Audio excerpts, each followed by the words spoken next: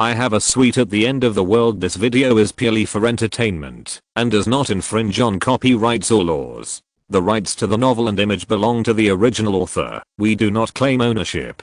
Don't like waiting and want to listen to this fanfic in full now? Subscribe to our Patreon, where you'll find the best fanfics. Chapter 751, Cannibals as Neighbors. More than 20 years ago, the war broke out. The first nuclear bomb exploded in Europe, followed by Wang He, and NATO declared war on pan-Asian cooperation. Everything happened so suddenly. Although the economic crisis and energy crisis were foreseeable troubles, no one equated the two with war. Human civilization has been peaceful for too long, since the Cold War. Like other areas of pan-Asian cooperation, this resort in Datan Mountain received a war alert within an hour after the collapse of the Wang He City Holy Shield system. However, for a resort far away from the city, it is almost impossible to rush to the shelter in the city within an hour.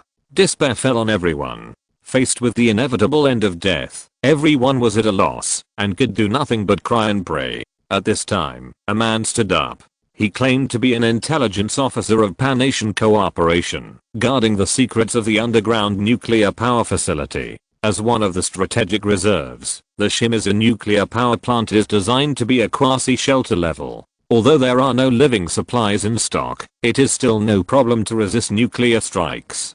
Then, under his leadership, people moved all the food, medicine, tents and other living supplies of the entire resort into the Shimizu nuclear power plant. Zhao Xianyu told the story. What does this have to do with the fog demon? Jiang Chen asked. After that, something unbelievable happened. Zhao Xianyu shrugged and continued. You must have heard of gene potions. Yes. Some lucky people can unlock special abilities through gene potions. The more common ones are frenzy, rapid healing, visual enhancement, etc. And some more special abilities even reach the level that nature cannot explain. For example, the fog demon. Jiang Chen frowned. I thought it was an alien. No, he is a person, and he was once a great person. Between duty and humanity, he made the right choice, but in the end, because of something, he was not forgiven by people, and was expelled by the survivors. Zhao Xianyu smiled. What unforgivable thing did he do? Jiang Chen asked. 13 years ago, the seawater pipeline that provided food for the survivors of the nuclear power plant entered the mud crabs. They had never seen these ghost things before, and they were beaten by a mud crab that was almost fainted from hunger and fled. Not only did they lose the deuterium refinery, but they also lost the workers' dormitory. In order to drive away these mud crabs, he injected illegal drugs that had not passed clinical trials, forcibly unlocked the hidden gene code, drove away the mud crabs occupying the pipeline, and destroyed their nests. Is there anything unforgivable about this? Jiang Chen smiled. The unforgivable thing is later. The illegal drugs are not without side effects. While unlocking the gene code, the drug also caused his V127 gene to mutate. After a pause, Zhao Xianyu smiled, lowered his voice and continued. The V127 gene mutant is also called the cannibal gene. He ate people.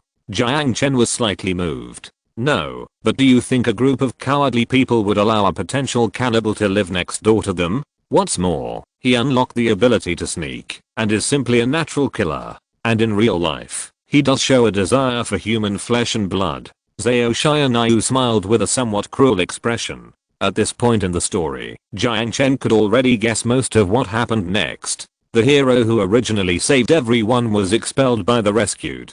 After being driven out of the nuclear power plant, he was frustrated and faced the empty ruins alone. He exiled himself in the radioactive dust and became a true cannibal, hunting every human who broke in here or planned to escape from here. That's all I know. If you want to know about him, you can ask Dr. Mike in the clinic. The banned drug injected by the fog demon was prepared by him. He is a Portuguese foreigner, but he speaks Chinese well and is easy to get along with. Zhao Xianyu said with a smile.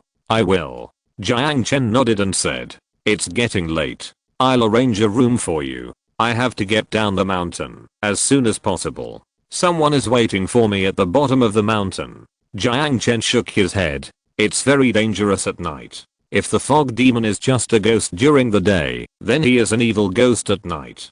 Zhao Xianyu said seriously. After weighing all the pros and cons, Jiang Chen finally accepted his kindness. Although he couldn't contact the outside world through radio in the underground facility, he didn't need radio to contact Linling. Instead, he used crane particle waves that could even travel through time. After arriving at the room provided by Zhao Xianyu, Jiang Chen checked every corner of the room. After confirming that there were no bugs or anything like that, he immediately contacted Linling. As soon as the call was connected, Linling's anxious face appeared in the holographic image. "Where are you now? Why haven't you come down from the mountain yet? I have entered the nuclear power plant. The situation on the mountain is a bit weird. I can't explain it to you for a while. Anyway, it's very dangerous here.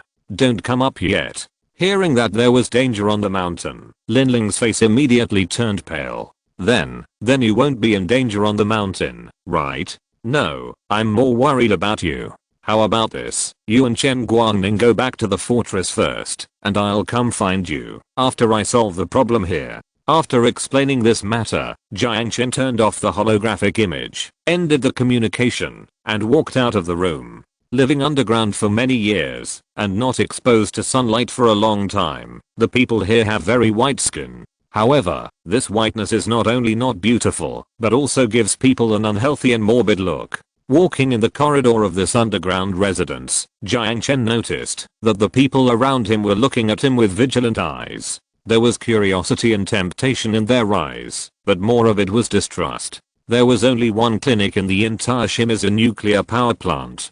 Jiang Chen didn't spend much time to find it and meet Mike. As soon as he saw Jiang Chen, Mike immediately recognized that he was from outside from his skin color, and a hint of surprise appeared on his face. "I guess you are not here to see a doctor. But before you ask me a question, I want to ask, how did you get here?" Jiang Chen repeated the set of words he used to Zhao Xianyu before. After listening to his words, Mike nodded in understanding, put down the pen that had been spinning in his hand, and said with a sigh, "I see, not all hatred can fade away with time.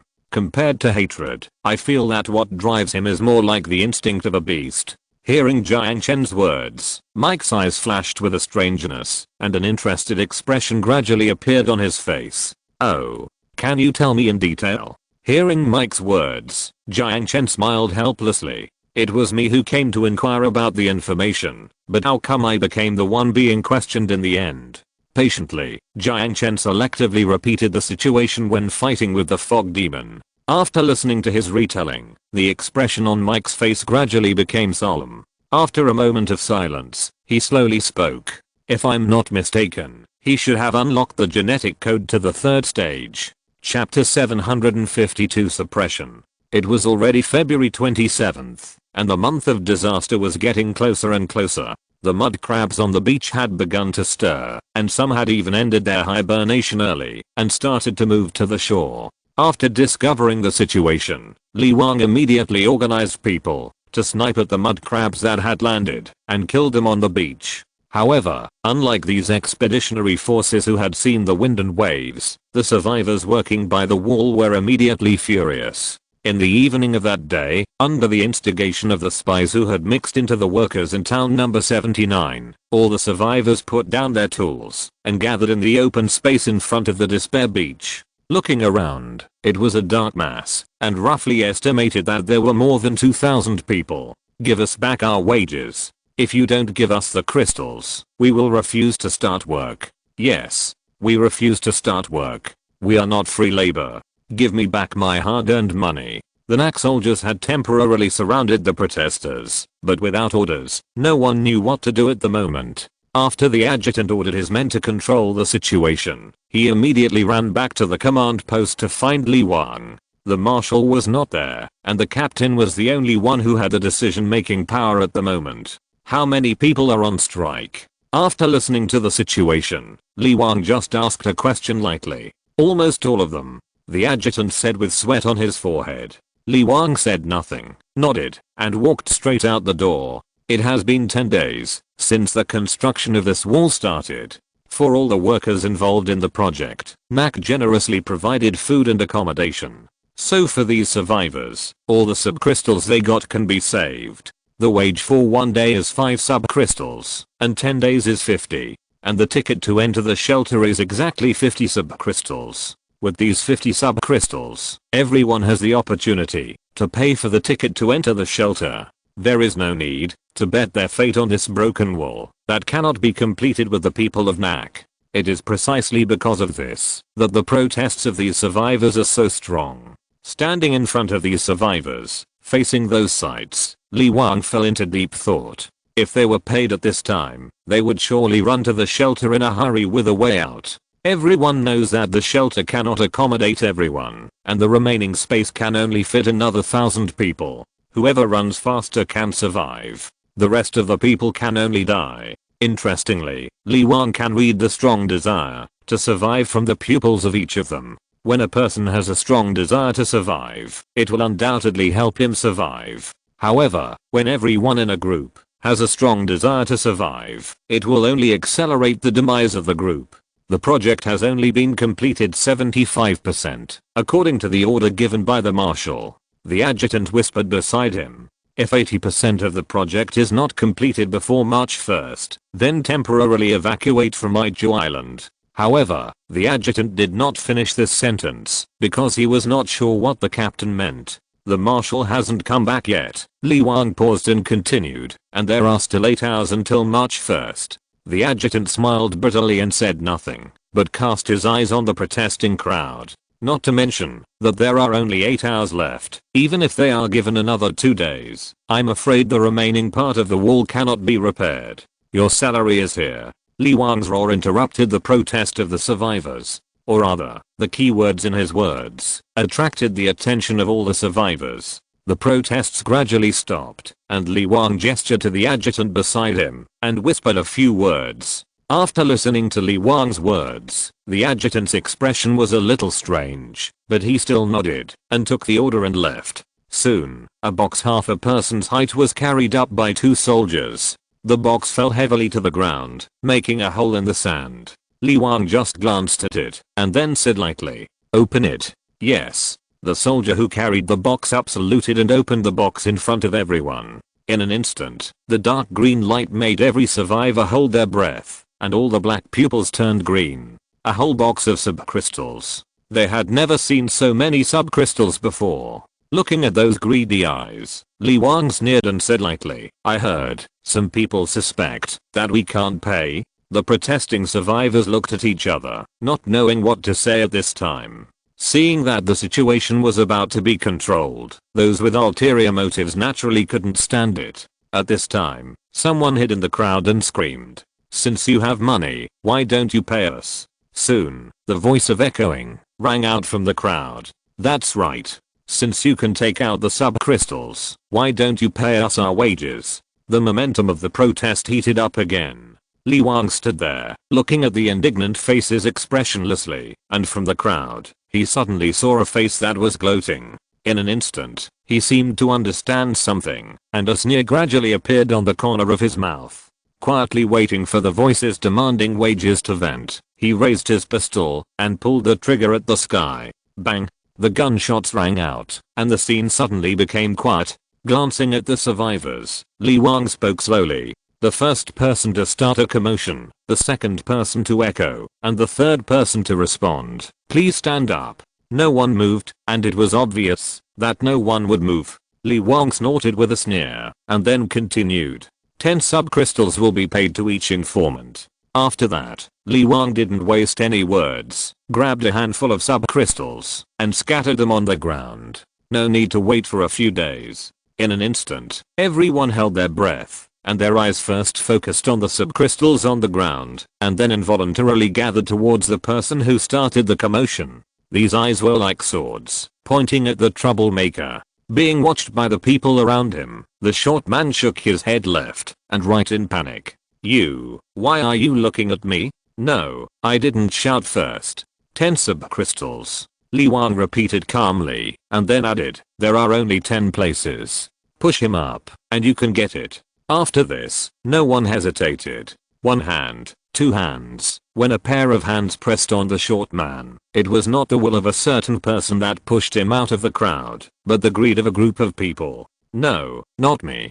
Damn, don't push me. No one paid attention to his screams.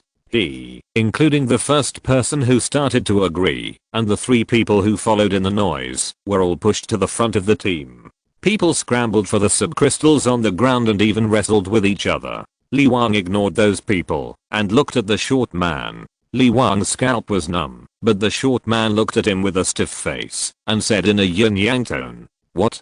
Delay in salary, and not let people say anything?" He was betting that if the NAC people still wanted to let the project go on, they would not do anything to him. As long as he escaped this disaster, he could go back to shelter number 79 to collect the reward. But although he firmly believed that the NAC people would not do anything to him, Li Wang's eyes did make him shudder. That look was as if he was looking at a dead person. "I don't know who the master behind you is, and I'm not interested in knowing," Li Wang said in a voice that everyone could hear. He was not speaking to a certain person, but to those mice hiding in the crowd who had not yet been caught. What do you want?" the short man said nervously. Li Wang grinned. "What's your name?" Lin Zhengyang," the short man said tremblingly. "Very good, I'll write it on your grave." As soon as the voice fell, no one reacted. Li Wang raised his pistol to Lin Zhengyang's forehead and pulled the trigger. Chapter 753 The True Form of the Mist Demon. Bang! The sound of gunfire broke the silence on the beach. The survivors who were fighting for the crystal stopped what they were doing and looked over here blankly. When they pushed the man named Lin Zhengyang out, they didn't think that the NAC would shoot him. Seeing their accomplice being shot dead, the remaining 2 people screamed and ran out. However, before they ran to steps, the soldier standing on the beach raised the muzzle of the gun and pulled the trigger without hesitation, shooting the 2 people into sieves. The gun smoke dissipated, and the whole audience was silent as they looked at the 3 people lying in a pool of blood. No one thought that the NAC, which had always been easy to talk to, would suddenly execute the 3 people who led the trouble. Looking at Li Wang's cold eyes, all the survivors felt a chill in their hearts. "We can just abandon this place and walk away." Li Wang pointed to his feet, and then pointed to the sky. "We have airships. Just like when we came here. If we can't hold it, the worst that can happen is that we will withdraw from here first and come back after the month of disaster is over." "Losses? Do you think those beasts can destroy our fortress?" "Even if they can, we can build another one. And you can only wait to die here and wait to be fed to crabs." The survivors held their breath. It's not that they didn't consider this reality, but everyone had the same fluke in their hearts. The shelter can still accommodate more than 1,000 people. With a 50% probability, no matter how unlucky I am, the person who dies should not be me. Li Wang glanced around at the survivors. He knew that as the biggest beneficiary of the month of disaster, shelter number 79 had the greatest motivation to do these things. He also knew that there would definitely be more than 3 troublemakers buried by shelter number 79 among these survivors. But no matter how many of these rats there are, what he is going to say will not change. "We said at the beginning that the salary will be paid after the project is completed. Now I will add that if the project cannot be completed in the end, we will also give you these shiny things before evacuating. But I promise that even if you have the money, you will not have the life to spend it. Our troops will buy time for you, and whether you can survive depends on you. Don't expect me to give you subcrystals in advance so that you can cut off your heads and drill into the shelter. I tell you, this is a dream. You only have 2 choices now. Either complete the project and survive, or throw away the tools in your hands and go back to your doghouse to wait for death. Atomization is not a simple stealth, but to blend the body into the fog, truly hiding the body. Compared with self-enhancing abilities such as Berserk, the ability of atomization is undoubtedly somewhat close to the category of supernatural. After all, neither thermal imaging nor heartbeat sensing can capture the user's trace. However, unlike other unexplored abilities, the data on the ability of atomization is recorded in the hidden gene code research archives of Pan-Asia Cooperation. The so-called atomization does not mean that the body is transformed into water vapor and dispersed into the air. Instead, when the air humidity exceeds a certain critical value, it has the ability to make all the body matter hide in the gap between the 3rd dimension and the 4th dimension, creating the ability to actually hide. Fog is not the cause of the phenomenon, but the condition for the phenomenon to appear. Simply put, he can only hide his body in the presence of fog. However, with the current level of human technology, it is temporarily impossible to explain the inevitable connection between fog and this ability. Even with the technological level of the 22nd century, the research on the fourth dimension is only superficial. When hearing this, Jiang Chen's face suddenly showed a strange expression. It seems that any ability that evolves to the third level is related to the fourth dimensional clean particles. But these are not the main points. Now that he knows the weakness of the fog demon, he has already thought about how to deal with that guy. At noon the next day, after saying goodbye to Zhao Shai and Yu, Jiang Chen stepped onto the elevator back to the basement. The elevator door opened, and Jiang Chen did not release the drone from the backpack behind him. He threw out the lighting in his hand, and walked out the door. The murderer saw her in the thick fog, was as sticky as a physical entity, and the humid air was like the hand of the god of death.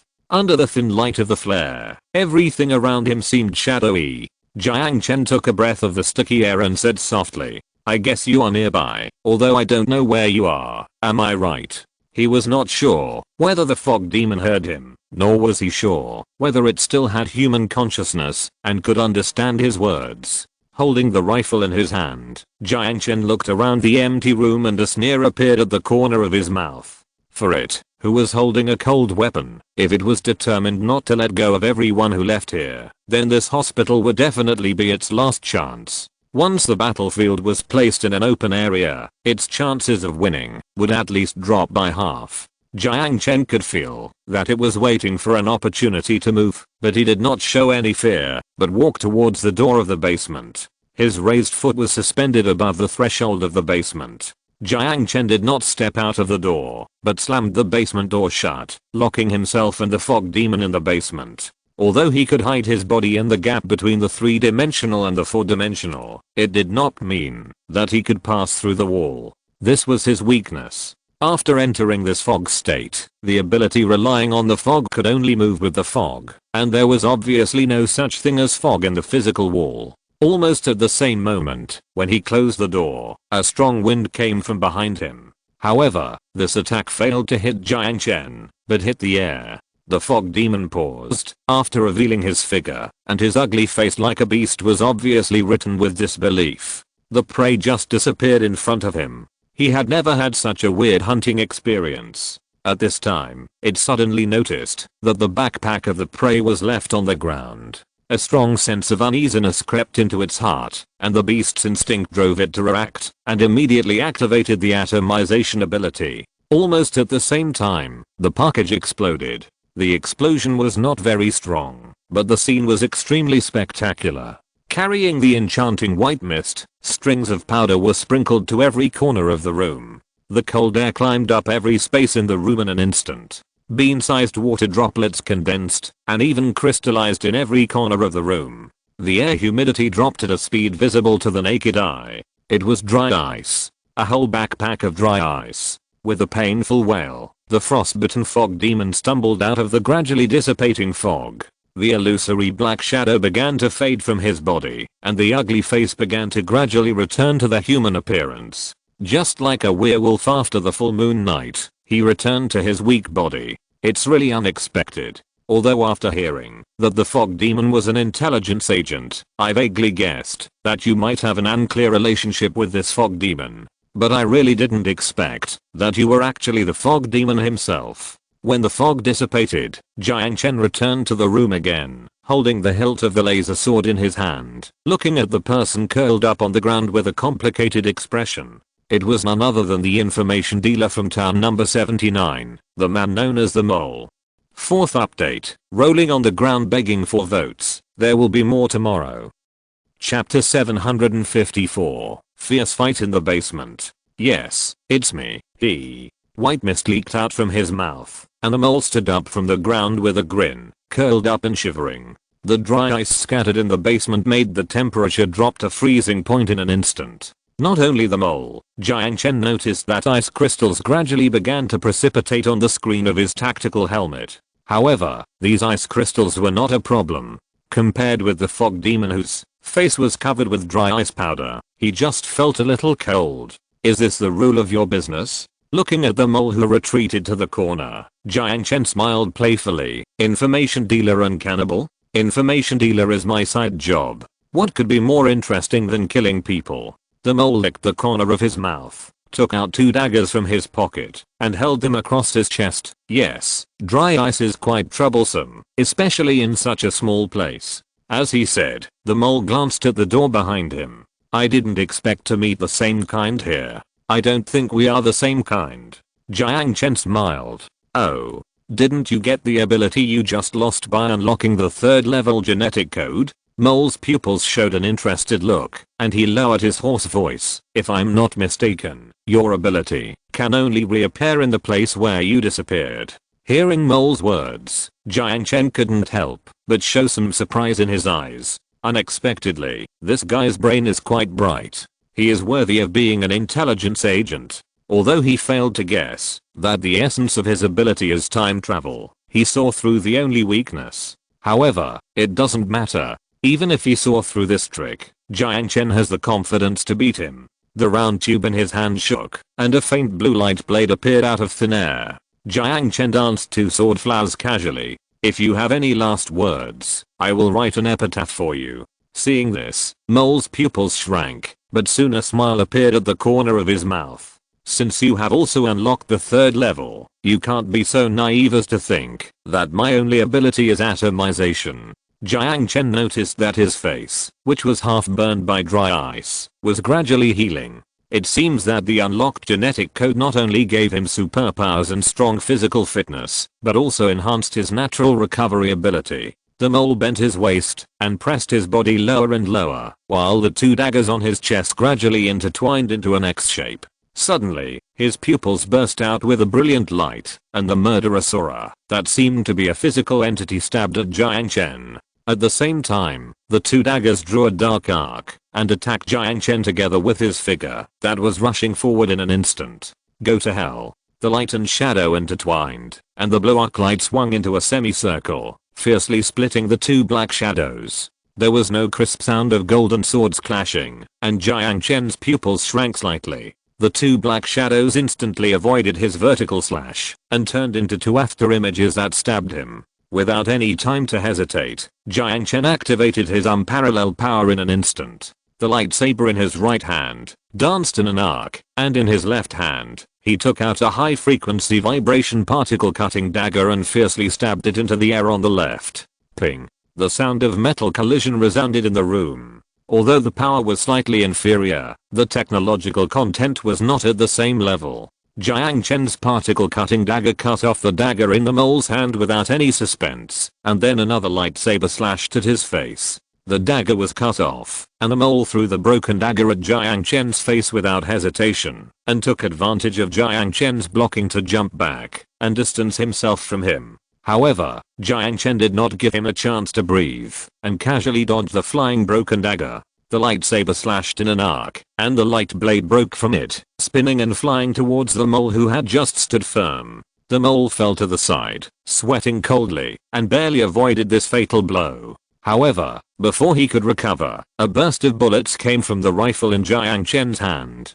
Damn. Where did the gun come from? Mole's pupils almost popped out of his eye sockets. He remembered clearly that Jiang Chen came out empty-handed. Using the mist drawn by the light blade, he briefly activated the atomization, and as the mist melted in an instant, he drifted 2 meters away, avoiding the bullets. Jiang Chen's pupils shrank slightly, and his calm eyes locked on the fleeing figure of the mole. He threw the rifle with no bullets to the side, and took out the second submachine gun like flowing water. Emotions were separated from the body, and the brain was clearer than ever. Fighting seemed as easy as breathing and drinking water. The spitting flames flickered in the room, and the bullets chased the mole's buttocks, as if they had eyes. With nowhere to escape, the mole pounced on the back of an operating table, suddenly lifted it on his shoulders, and rushed towards Jiang Chen like a giant shield. However, before he could run to steps, he and the operating table on his shoulder flew backwards as if hit head on by a train.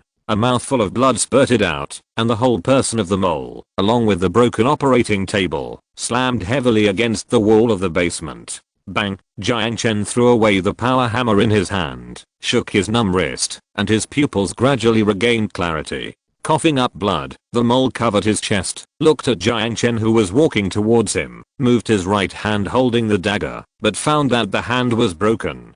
"You have a lot of good stuff." The mole grinned, coughed up a mouthful of blood, and said with difficulty, "It's a pity that you don't have a chance to recognize them all."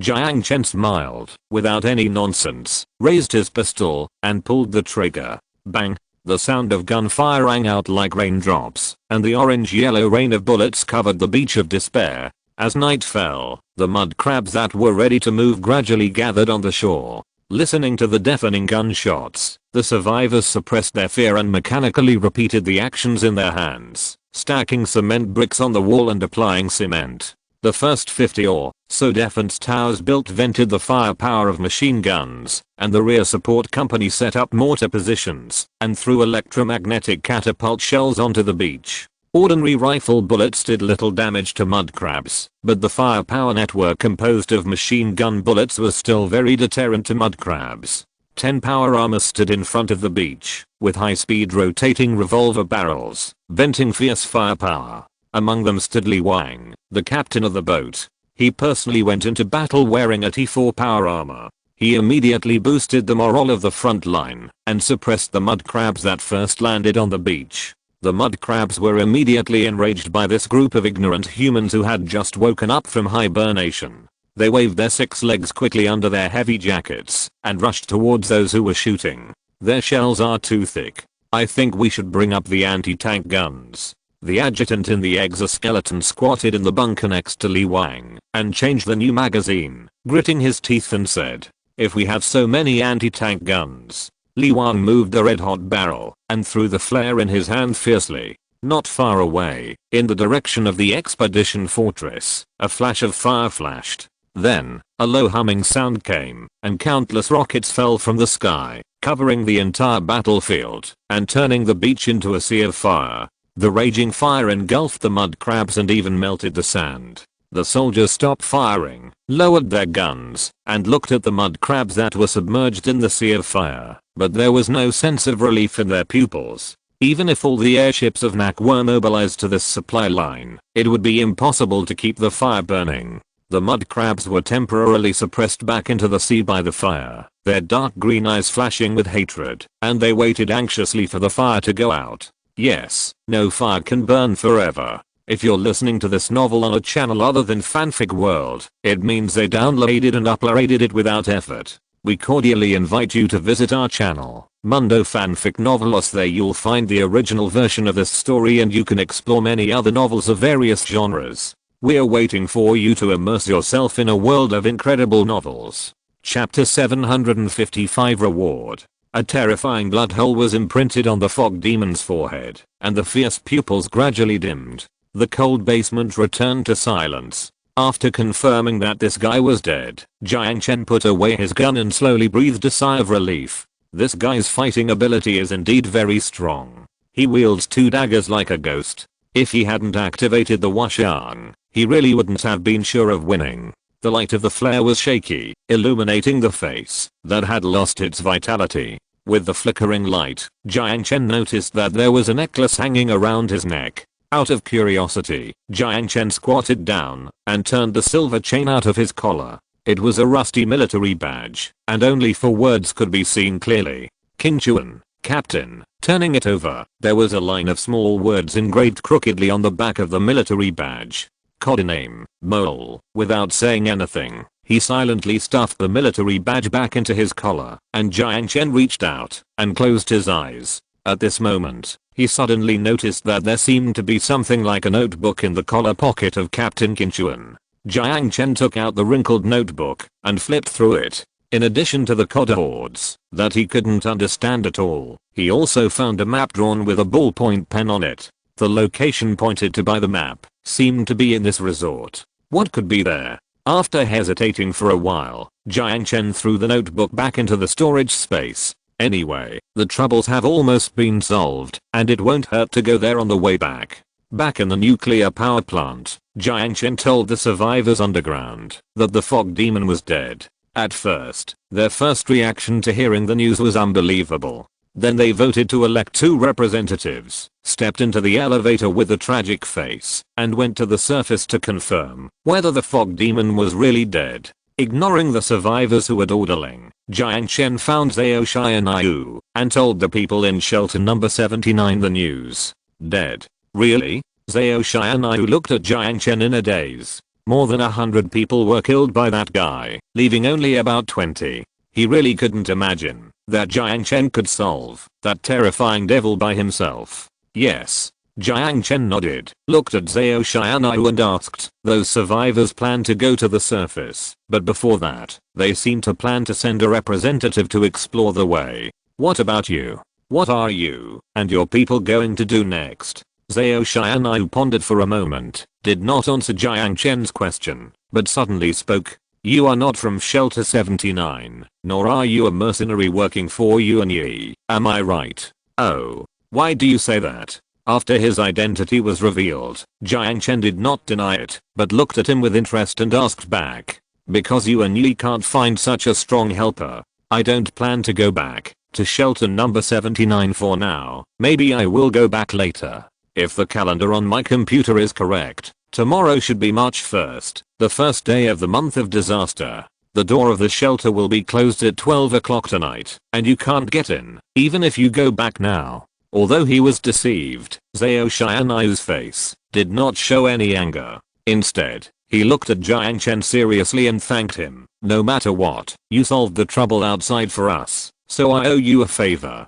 Jiang Chen just smiled at Zhao Xianyu's promise and didn't take it to heart. He was an AK marshal, a mercenary leader with only more than 20 people. What could he do to help him? What made him care was that before he knew it, today was already the 28th. Underground, you can't see the sun, and if you don't look at the watch, your sense of time is quite weak. After Jiang Chen turned on his watch, he found that it was already 11 o'clock in the evening, and he didn't know what the situation was like on the expeditionary side. Tomorrow is the month of disaster. I have to take my people to make some preparations, so I won't accompany you for the time being. If you are here for the generator set of the nuclear power plant, I can give you half of the nuclear fusion generator here, including the deuterium fuel. Zhao Xianyu's generosity surprised Jiang Chen. He was still thinking about how to get them away, so that he could secretly get a few nuclear fusion generators from the Qingshu nuclear power plant, but he didn't expect him to take the initiative to ask this question. This is the reward you deserve. You solved the problem for us, and I can't let you go empty-handed. Zhao Xianyu said seriously. There are hundreds of tons of deuterium fuel stored in the Qingshu nuclear power plant, which is enough for Taipei in front of the station to use for several years, not to mention this small settlement of more than 1,000 people. With the deuterium storage technology in front of the station, these deuterium will not be exhausted due to natural decay, even if they are stored for hundreds of years. In other words, this settlement will not have to worry about energy in the next few hundred years. Zhao Xianyu guessed very keenly that Jiang Chen was planning to attack the nuclear power plant, otherwise he would not have found this place. In this case, why not offer to give up half of these generators, which can actually be a favor? Jiang Chen gladly accepted his kindness and said with a smile, your generosity will bring you good luck. I hope so. Zhao Xianyu smiled heartily. There are nuclear physicists among the survivors. I will convince them to help you move the generators and deuterium storage tanks to the surface. But I suggest you wait until the month of disaster is over before leaving. There is no safe place on the entire Raiju Island now. Those mud crabs can't hurt me. Jiang Chen shook his head, declined his kindness, and said with a smile, I will find a way to get rid of the generators, and I'll trouble you to dismantle them. After saying goodbye to Zhao Xianyu, Jiang Chen returned to his room and rested for a night. The next day, Zhao Xianyu found him and told him that the 5 nuclear fusion generators had been dismantled and moved to the surface. Not only that, he also found a usable truck near the resort's warehouse and moved the nuclear fusion generator and deuterium storage tank up there for Jiang Chen. Before saying goodbye, Zhao Xianyu handed him a USB flash drive. It contains the design of the nuclear fusion generator and the management program of the Qingshu nuclear power plant. I asked those nuclear physicists to copy a copy. Maybe you can use it. It's a great help.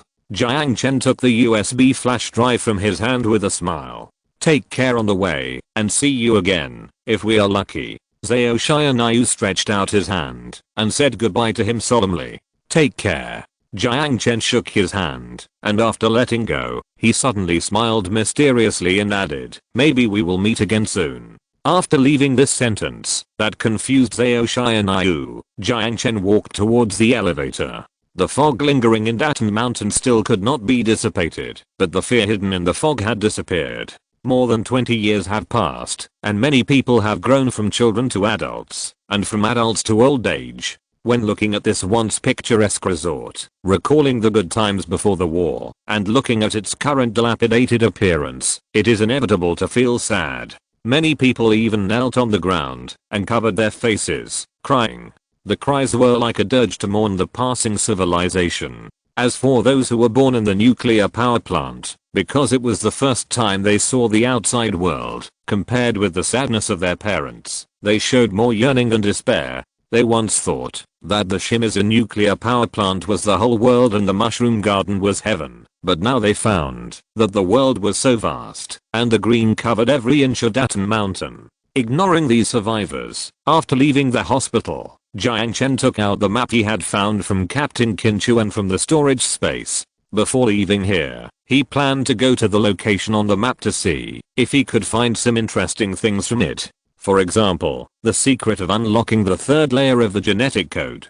Aftermath of the outbreak. Let me think about it before writing. I will make up for the outbreak tomorrow, CAC. I weekly ask for votes. Please encourage me. Chapter 756 Lakeside Cottage. On March 1st, the month of disaster arrived as expected. Mud crabs began to wake up from hibernation one after another, and their round heads emerged from the shallows and began to land on the beach. The biological instinct of hunger and reproduction drove these creatures forward. Any creature will be hunted, and even the dead claws dare not act rashly in front of these monsters that eat everything. On the beach of despair, wooden stakes tied into triangular thorns with graphene cables were lined up on the beach. The stakes were connected with barbed wire, like tank traps. This was the idea of Li Wang's adjutant. Although it looked stupid, it was unexpectedly effective. These stakes may not be able to pierce the shells of mud crabs, but they are heavy enough and strong enough. For creatures with short legs like mud crabs, they can only either remove the stakes completely, or push these stakes embedded in the sand forward. Before the wall is built, this method can only be used to block the mud crabs. The supply line from Ichu Island to Wanghei City is too long. The number of Fireball 1 is limited, and rocket coverage must be used in key places. NAC soldiers rely on the bunkers made of wooden stakes to attack the mud crabs that try to cross the defense line. More and more wooden stakes are thrown on the beach to buy time for the construction of the wall. Rockets intermittently pour fire rain on the beach, providing a little breathing space for the soldiers fighting on the front line. In the expedition fortress, except for artillery and a small number of logistics personnel, non-combat units have begun to evacuate to the airship. Linling stood pale in the cockpit of order, looking in the direction of Despair Beach. The tide-like mud crabs formed a dark green steel torrent, squeezing the defense line of NAC soldiers little by little. With her little hands tightly clasped in front of her chest, she cast her eyes in the direction of Datan Mountain, and her little mouth repeatedly murmured the same words. Big pervert. Don't be in trouble. It was a small wooden house, located next to the clear water lake and the resort. It was not until he saw the rusty sign that Jiang Chen realized why the nuclear power plant was not called a Tunshan nuclear power plant, but Kingshu. There were houses everywhere outside, but for some reason, he built this wooden house next to the lake. Pushing open the rotten wooden door, a damp and musty smell hit him. Jiang Chen stepped into the house and looked around the wooden house. There were pots and pans, but it didn't look like anyone had lived there. There were thick spider webs in the corners of the walls, moss and mushrooms grew in the corners of the room, and cockroaches the size of feet quickly ran into the hole, showing the desolation of this place. Next to the cupboard was a pile of nutritional mixture and a few pieces of pickled mud crab roe. It can be seen that this should be his hiding place in the month of disaster. If you don't enter the shelter, this is indeed a good place to take refuge. There is a yellow diary on the table in the wooden house. Jiang Chen picked up the diary, shook off the dust on the cover, and casually flipped through the contents of the diary.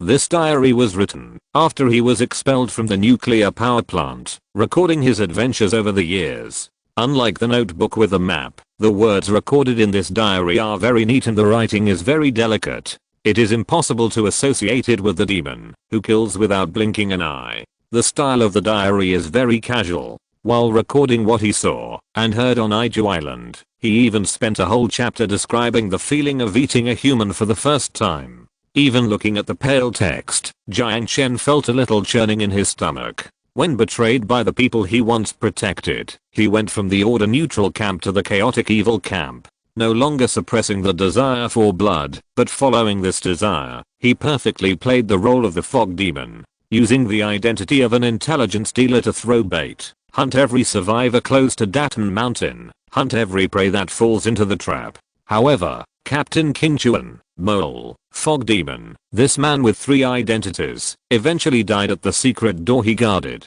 In the last few pages of the diary, Jiang Chen found his record of the 3rd level genetic code as he wished. According to his description, when he ate the 100th heart, a strange mutation appeared on his body. He found an instrument from the hospital and sequenced his blood. Finally, he found that his V127 gene mutant, that is, the cannibal gene, had further mutations, which stimulated the hidden gene to unlock the 3rd level. Evolution by cannibalism? This is too much. Jiang Chen couldn't help but complain and put down the diary in his hand.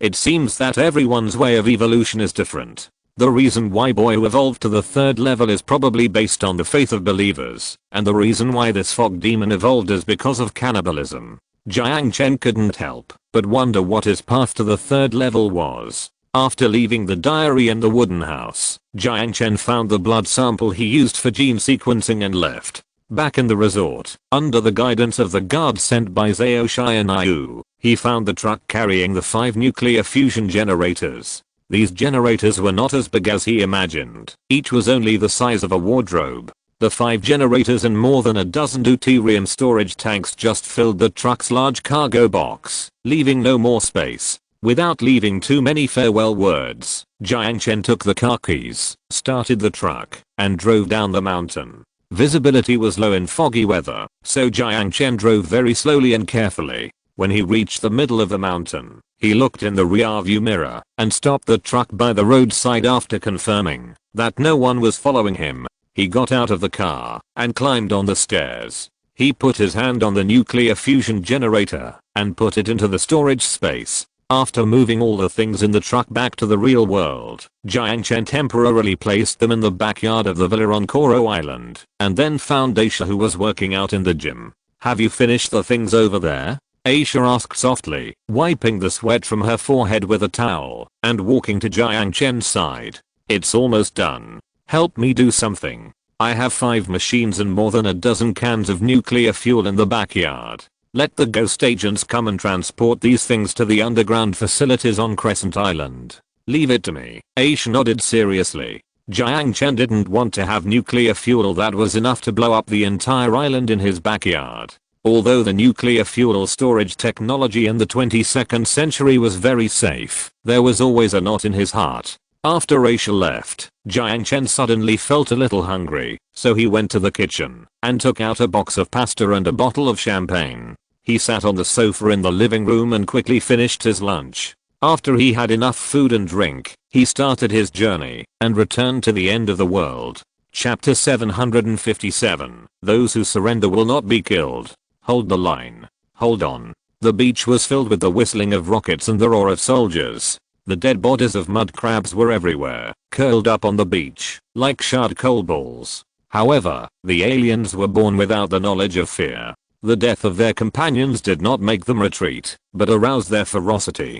Several times, the mud crabs broke through the NAC's defense line. The soldiers wearing mechanical exoskeletons had to fight these aliens in close combat, using their flesh and blood to resist the alien steel torrent, waiting for the fireball one to cover the battlefield, and then put up the wooden stakes again. After destroying the mud crabs that broke through the defense line, After a whole day of fierce fighting, when dusk fell, the mud crab's offensive finally slowed down. Perhaps because the mud crabs that ended their hibernation had been cleared out, the remaining mud crabs chose to lurk in the water temporarily, waiting for more companions to wake up from hibernation and then launch an offensive against the defense line on Despair Beach. On this day, the ammunition that Nak dumped on the beach could have been piled up into a small mountain. Li Wang opened the visor of his helmet, sat down on the stool, took the nutritional mixture from the logistics staff, raised his head, and drank 2 bottles. He had been fighting on the front line for a whole day, and he had not drunk a drop of water since early morning.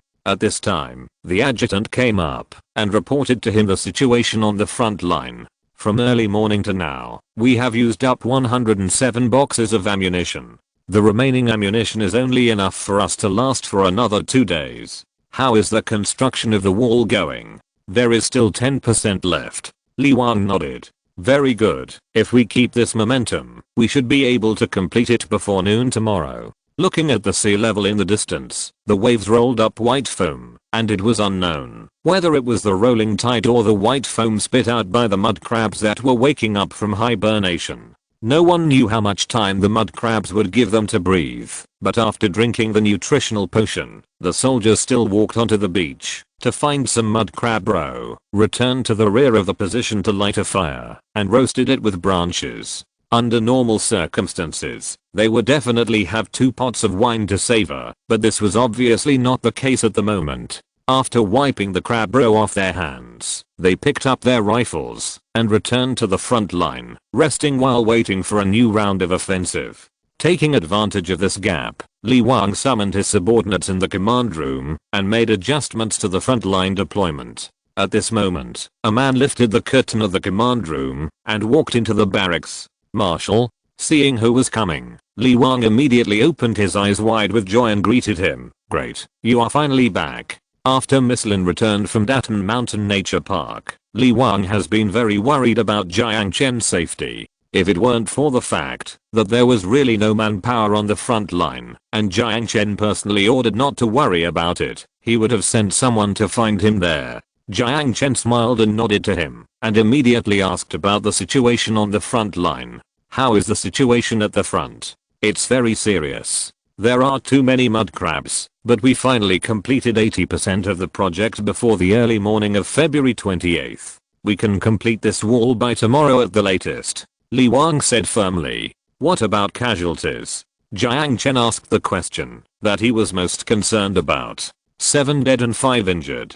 Some of these mud crabs are mutants that can spray corrosive acid. The casualties are mainly caused by these mutants. 7 dead and 5 injured. This wall loss is still within an acceptable range, and Jiang Chen also breathed a sigh of relief. If he really can't hold it, he is more inclined to temporarily evacuate from Ichu Island and wait until the summer solstice to return to the island to complete this line of defense. Although he wants to start the construction of the space elevator earlier, if it causes a large number of casualties in the expeditionary force, it would be a bit of a loss. I will ask Wang King to properly settle the families of the fallen soldiers. I'll leave this line of defense in your hands. Jiang Chen. Yes, sir. Li Wang saluted, and after a pause, he continued, there is one more thing I need to report to you. What is it? Jiang Chen stopped as he was about to leave, turned around and asked. Some time ago, the survivors went on strike under the instigation of people with ulterior motives, which almost brought the project to a complete standstill. According to my men's subsequent investigation, those people with ulterior motives were spies sent by shelter number 79. Spy? Jiang Chen narrowed his eyes slightly, and a trace of anger flashed in his eyes. Fuck, my people risked their lives to help you stand in front and block these ghosts on the beach, but you are making small moves behind, and you are also planning to attack the wall. You are so tired of living. Li Wang looked at Jiang Chen, quietly waiting for his instructions. First, hold this line of defense, and then send 200 people to take over town number 79. What about the people in shelter number 79? Jiang Chen raised his eyebrows, and a sneer appeared on the corner of his mouth. Those who surrender will not be killed. As for those who don't surrender, then go to hell. After entrusting the defense line to Li Wang, Jiang Chen circled around the front line and showed his face in front of the soldiers. When these exhausted soldiers saw the marshal personally supervising the battle at the front line, their morale obviously rose to a new height, and they vowed to defend the line of defense and never retreat a single step. For the marshal who unified Suzhou and Hangzhou province, the survivors who once wandered in the wasteland and lived a hard life, they worshipped him from the bottom of their hearts. This kind of personal worship even rose to the height of faith. After all, in this atheistic land, there are not many things that can be used as spiritual sustenance. Jiang Chen did not stay on the beach for too long, and then returned to the order airship. When he boarded the airship, Linling was standing in the cockpit of the airship, staring out the window in a trance. It was dark, and 2 days had passed, but Jiang Chen still hadn't returned. Although she knew that Jiang Chen would be fine, she couldn't help but worry whether he had encountered trouble on the mountain. At this time, the sound of the door opening sounded behind her. Linling turned around, and her red and black eyes suddenly bloomed with joy. But soon, she tried to hide this joy and hummed twice. You are finally back. This change of expression is too stiff. If you are worried, just say it directly. It's not a bad thing to care about people, so why hide it like this? Jiang Chen said nothing, but walked to her side with a smile. He stretched out his hand and conjured up a USB flash drive and handed it to her. I don't understand the model number, but this is the design drawing of the nuclear fusion generator in the Shimizu nuclear power plant, which is compatible with 3 nuclear fuels, deuterium, tritium, and helium-3. There is also a management AI for nuclear power facilities in it. I'll leave the integration to you. I won't work for nothing. Linling took the USB flash drive from Jiang Chen's hand and was about to say something arrogant, but before she could finish her words, Jiang Chen smiled and stuffed a box of mango pudding into her hand. Linling's pretty face blushed when her heart was directly seen through, and she turned her head away. I'm sorry to have worried you. Jiang Chen smiled and rubbed her little head. Don't eat too much at night and go to bed early. Yeah. Linling responded subconsciously. When she came to her senses, Jiang Chen had already left the command room. Looking at the direction he left, a trace of confusion appeared in her eyes. After a long while, the little mouth uttered 2 words. Stupid. Chapter 758, Placing the reactor. The airship was not very stable, so Jiang Chen did not dare to start the crossing on it, so he returned to the expedition fortress. His personal guards strongly opposed this. If the front line was lost, it would be extremely dangerous to stay on the ground, but he still insisted on doing so. There is at least 2 kilometers from Despair Beach to the expedition fortress. Are there rockets stuck on the legs of those mud crabs? I believe Li Wang can hold on. Even if he disappoints me, I don't believe that the buffer distance of 2 kilometers is not enough for me to transfer to the airship, Jiang Chen said to the captain of his personal guards. However, to his surprise, after hearing that he planned to return to the surface, the little girl Linling also insisted on returning to the surface. As for the reason, you are planning to go back to the world to get the generator, right? In this case, I will stay in your room and report the situation here to you in time. In case of an emergency, the guards will not knock on the door without response, and there will be no one to see when you break in. Facing Jiang Chen's question, Linling said so. In this way, under the ambiguous gaze of others, Jiang Chen took Linling to live in the same room. But nothing happened that made people blush, and their hearts beat fast. Jiang Chen started the time travel not long after entering the house, leaving the little girl alone here and returning to the real world alone. The time axis was synchronized. Even if there was a time difference of 1 or 2 hours, it was still dark in the real world at this moment. Sitting up from the bed, Jiang Chen glanced at the time on his watch and saw that it was already 10 o'clock in the evening. Aisha's schedule was very stable. If he was not at home, she would usually be taking a bath or sleeping at this time. Sure enough, when Jiang Chen walked to the end of the corridor on the 2nd floor, he heard the sound of falling water and saw the graceful and petite body behind the frosted glass. With a smile on his lips, Jiang Chen walked lightly to the bathroom, gently opened the door and walked in. A short exclamation sounded, but it was soon drowned out by the sound of dripping water. accompanied by a few low hums. This gentle and beautiful music floated from the bathtub to the bedroom. Aisha used her tenderness to remove all the fatigue from Jiang Chen's body. There was no conversation that night. The next day, when Jiang Chen woke up from his sleep, Aisha had already gotten out of his arms and went to the kitchen to prepare breakfast for him. When he came to the dining room, he saw a little girl wearing only an apron, bringing delicious fried eggs to the table. Looking at this beautiful scene, Jiang Chen subconsciously swallowed his saliva, but did not do anything. He still had important things to do today. If he was so corrupt so early in the morning, he would not be able to go out for the whole day. Aisha was very keen to perceive Jiang Chen's thoughts. She went back to the house and changed into a less attractive dress, came to the dining room, and sat next to him. The things have been transported to the underground facilities of SYNOPSIS Island. Very good. I have to go out later. Do you need my help? Aisha asked. Jiang Chen put the bread with the fried egg into his mouth, swallowed the food, and said with a smile, "It's not a particularly troublesome thing, but if you want to come, just come with me. The nuclear fusion generator has been obtained, and the power grid of Penglai City, which has not yet been opened, will also become a zero pollution and environmentally friendly city with nuclear energy as the main power source and wind and solar energy as the auxiliary power source." This time he went to SYNOPSIS Island to install this nuclear fusion generator in Penglai City. After arriving at the underground facility, Jiang Chen took Aisha to the warehouse with the highest level of confidentiality. In this empty room, they saw the machine that was enough to make the whole world crazy, the nuclear fusion generator.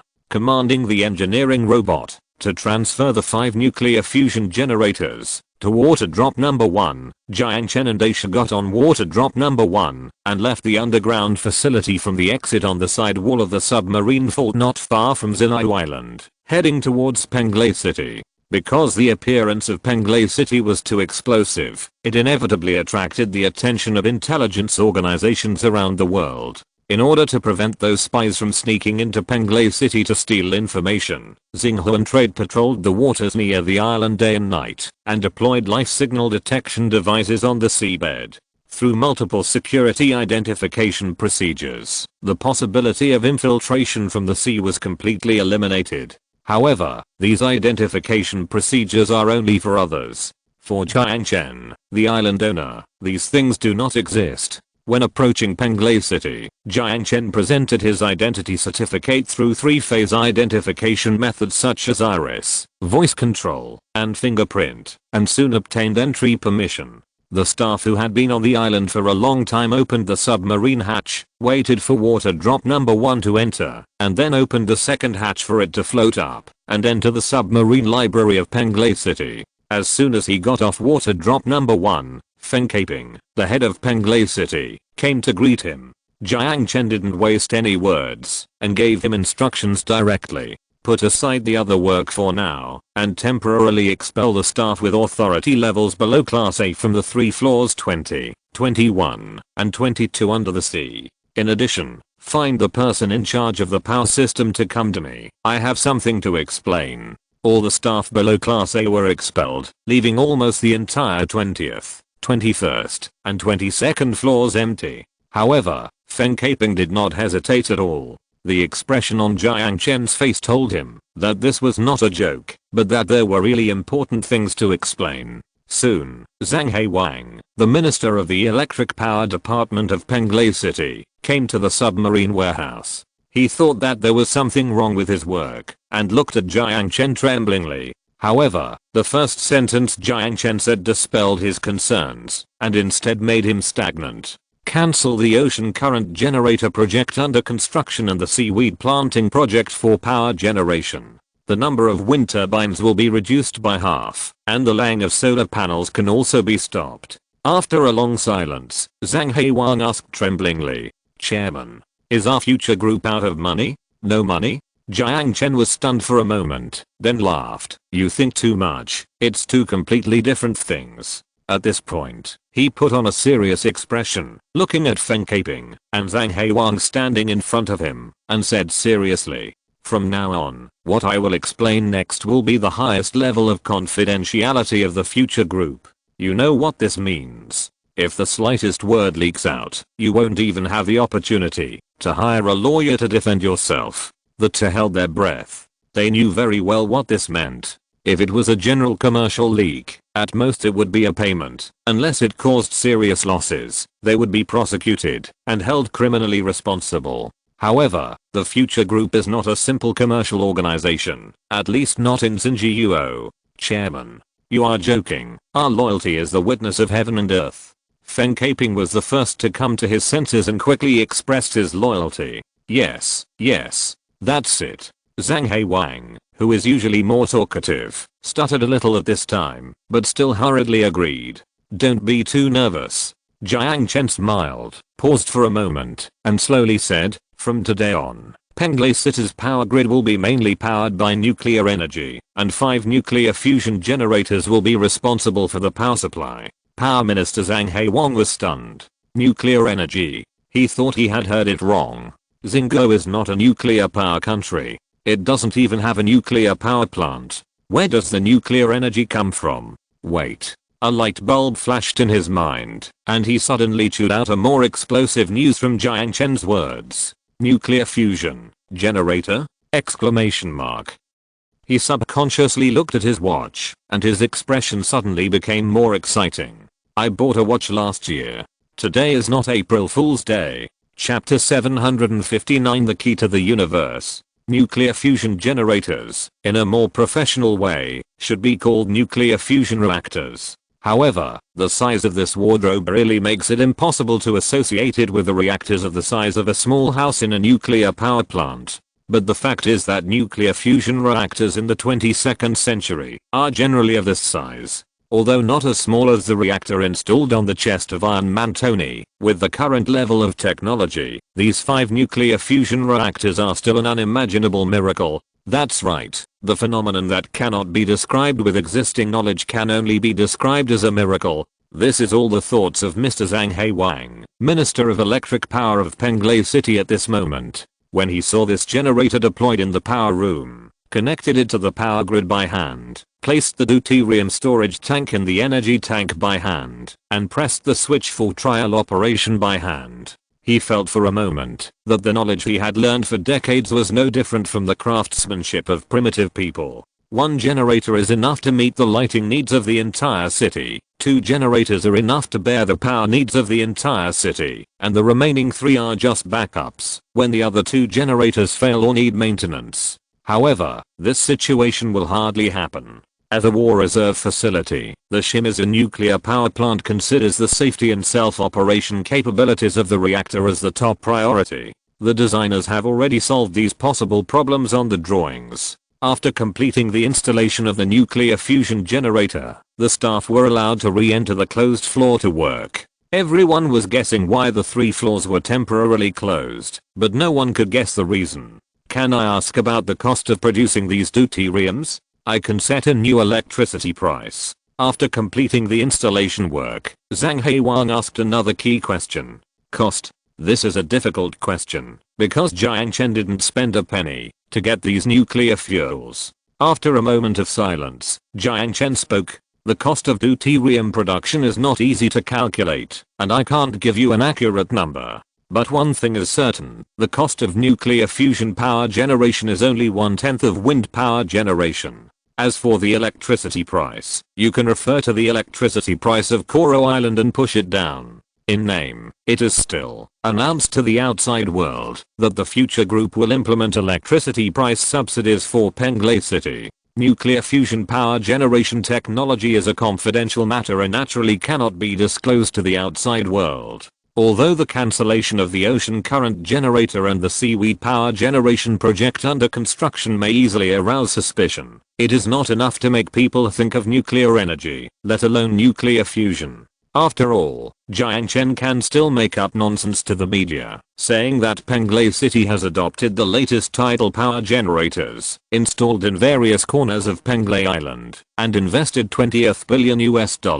Anyway, he has the final say. As for the spies who came to the island to pry their heads around, it was the work of ghost agents, and he didn't need to worry too much about it. After dealing with the nuclear fusion generator, Jiang Chen took Asia away from Penglai City. However, he did not return to Xinyu Island immediately, but turned on the panoramic imaging function. The four curved bulkheads seemed to have become transparent glass, and the two people in the water droplet seemed to be standing in a transparent water droplet. Jiang Chen increased the cruising speed of water drop number 1 to the maximum, and took Asia to enjoy the pleasure of freely shuttling under the sea. After a crazy play, he returned to Xinyu Island before noon, and stopped the water droplet in the underground facility. After returning home, Jiang Chen asked Asia to prepare lunch for 3 people. The extra portion was packed, and naturally prepared for Linling. Linling did not contact him, which proved that the situation on the front line was not too bad. It seemed that Li Wang had lived up to his expectations and successfully defended the Beach of Despair. In this way, the last thing he needed to do on Yizhai Island was to transfer the base of the space elevator. After lunch, Jiang Chen returned to his room to take a nap for a while, and returned to the end of the world at about 2 o'clock. When he returned to the end of the world, cheers of victory were erupting on the Beach of Despair. After more than 40 hours of fierce fighting, the wall was finally completed. The soldiers who built the front line on the beach began to retreat in batches and climbed onto the high concrete wall. The mud crab has a thick shell, sharp teeth and claws, but it has no climbing ability. The 4-meter high wall is simply an insurmountable iron wall for these beasts. As long as a few machine guns and a dozen shooters were deployed on each section of the wall to clear the mud crabs on the wall in time, there would be no possibility for these mud crabs to cross the defense line. After the wall was completed, the survivors also breathed a sigh of relief and slumped on the sand. As soon as July 1st arrived, the gate of shelter number 79 was closed as scheduled, and all those who were still thinking about it suddenly stopped. If the wall was not repaired, the NAC people might not die, but they would definitely have nowhere to escape. Fortunately, the wall was completed before the defense line collapsed. When everything was over, even they themselves couldn't believe it. This year's disaster month, the nightmare that befell the entire island, was just stopped like this? Exclamation mark. At 4 o'clock in the afternoon, reinforcement from Wanghai City arrived at the battlefield. So far, NAC has deployed more than 2,000 troops on Iju Island. Among them, 1,000 were stationed on the wall in front of Despair Beach, and the other 1,000 followed the Jag Tiger 2nd tanks into the city and took over the control of town number 79. When the survivors saw the NAC soldiers, they welcomed them into the town with cheers. These people were poor survivors who were ejected by the shelter because they did not pay enough crystals. Compared with the inhumane shelter number 79, the name NAC is naturally more prestigious. Li Wang ordered 100 soldiers to set up a defense line at the entrance of the shelter, blocking the only entrance and exit. Since they dared to make tricks on the wall, don't blame the NAC people for being ruthless. After the wall was built, NAC took over the defense line in the north of Yizhao Island, and there was no need for shelter number 79 to exist. As a result, the name of the town was changed to Yizhao Town and incorporated into the economic zone of NAC. The management model is still that locals manage locals. NAC sends executive officers to supervise, and garrisons maintain law and order. As for who will be the mayor, Jiang Chen already has a candidate in mind. He sent someone to Datan Mountain Natural Park to ask Zhao Xianyu if he is interested in being the mayor. After finding out the situation outside, Zhao Xianyu accepted Jiang Chen's invitation without hesitation. Before arriving in Yizhao Town and meeting Jiang Chen, he could not believe that the man he thought was an ordinary mercenary was actually the marshal of NAC. However, this is the fact. After confirming this, he was surprised and secretly afraid. Fortunately, he did not do anything hostile at the beginning, otherwise he would not be invited to be the mayor now. As for NAC's decision on shelter number 79, he also expressed his acceptance. 5 years ago, he was not a particularly popular person in the shelter. 5 years later, he naturally had no loyalty to the director. After settling these trivial matters, Jiang Chen then contacted the people at the White Whale Undersea Research Station and agreed to hand over the space elevator at the western beach of Iju Island. The base of the space elevator, which covers an area of about several football fields, was dismantled into small pieces, packed in containers, and sunk to the bottom of the sea. In addition, they also packed and transported the orbital debris that they could collect. In order to transport these things to the present world, Jiang Chen spent 2 full days. During these 2 days, he soaked in the seabed almost every day, busy throwing these treasures to the present world. Graphene technology has made a breakthrough, and the future group already has the theoretical basis for building a space elevator. Now with the help of these junks picked up from the 22nd century, it is just around the corner to master the space elevator, the key to the cosmic age. It's time to go back to the present world, rolling on the ground, to ask for monthly tickets. I'm going to be blown up CAC. Chapter 760, Placement of the Space Elevator. In the present world, 237 nautical miles east of Anger Island is the territorial waters of the new country. To the southeast is the endless high seas, and there is not even a single island nearby. However, because of the recent application for manganese nodule mining here, Future Mining used an engineering ship to tow an offshore platform. But it is strange that after Future Mining left this offshore platform alone on the sea, there has been no sign of construction. In addition to a few soldiers standing guard on it, and a few civilians who look like staff, even the equipment for scooping up the ore cannot be seen. What does Future Group want to do? The United States, which has been keeping an eye on Future Group since the completion of Penglay City, is undoubtedly the most curious. But they are curious, so they can't ask directly, so the White House used its usual method to leak this information through an unnamed White House official, and then let these reporters find out the news. However, Future Group obviously did not buy into the reporters' tricks. When asked about the offshore platform deployed by Future Mining, the answer was the same: legal behavior, no comment. Future Group's cover-up made the public even more curious. For a time, all kinds of rumors were rampant, and keyboard warriors expressed their opinions and analyzed the actions of Future Group, digging for the underlying reasons. Some people said that Future Heavy Industry was building a second Penglay City, while others said that they were building an underwater city. Some even said that they found alien remains under the sea. Public opinion was easily led to strange places. What exactly is Future Group doing? Everyone is very curious about this question. What is that? Climbing onto the offshore platform, Kerwin, CEO of Starring Trade Aerospace Technology Center, glanced at the top of the platform, where a board of about 20 square meters was lying horizontally. From the appearance, it doesn't look like a solar panel, and he really can't think of the function of this thing. Anti-satellite laser array. It's too complicated to explain. In short, it makes the spy satellites above our heads only see a luminous spot of more than 10 square kilometers, and the monitored radio signals all become a mess of noise. Jiang Chen patted the guardrail of the offshore platform, looked at Kelvin and smiled. This is one of the top secrets of the Future Group. Now you still have a chance to regret it. But that will make me curious and unable to sleep. Kelvin shrugged and followed Jiang Chen. The water drop stopped in front of the offshore platform, but it was obviously not this strange submersible that Jiang Chen was going to show him. After entering the water drop, Jiang Chen set the route on the holographic screen, and then turned on the panoramic imaging, turning the entire water drop number 1 into a real water drop, transparent from the inside out. Amazing technology. Kelvin stretched out his hand and poked the bulkhead. His finger poked at the steel plate. This is the first time I have seen such a magical submersible. Is this the top secret? Do you think there is anything that needs to be kept secret? Jiang Chen smiled. Kelvin also smiled. That's right.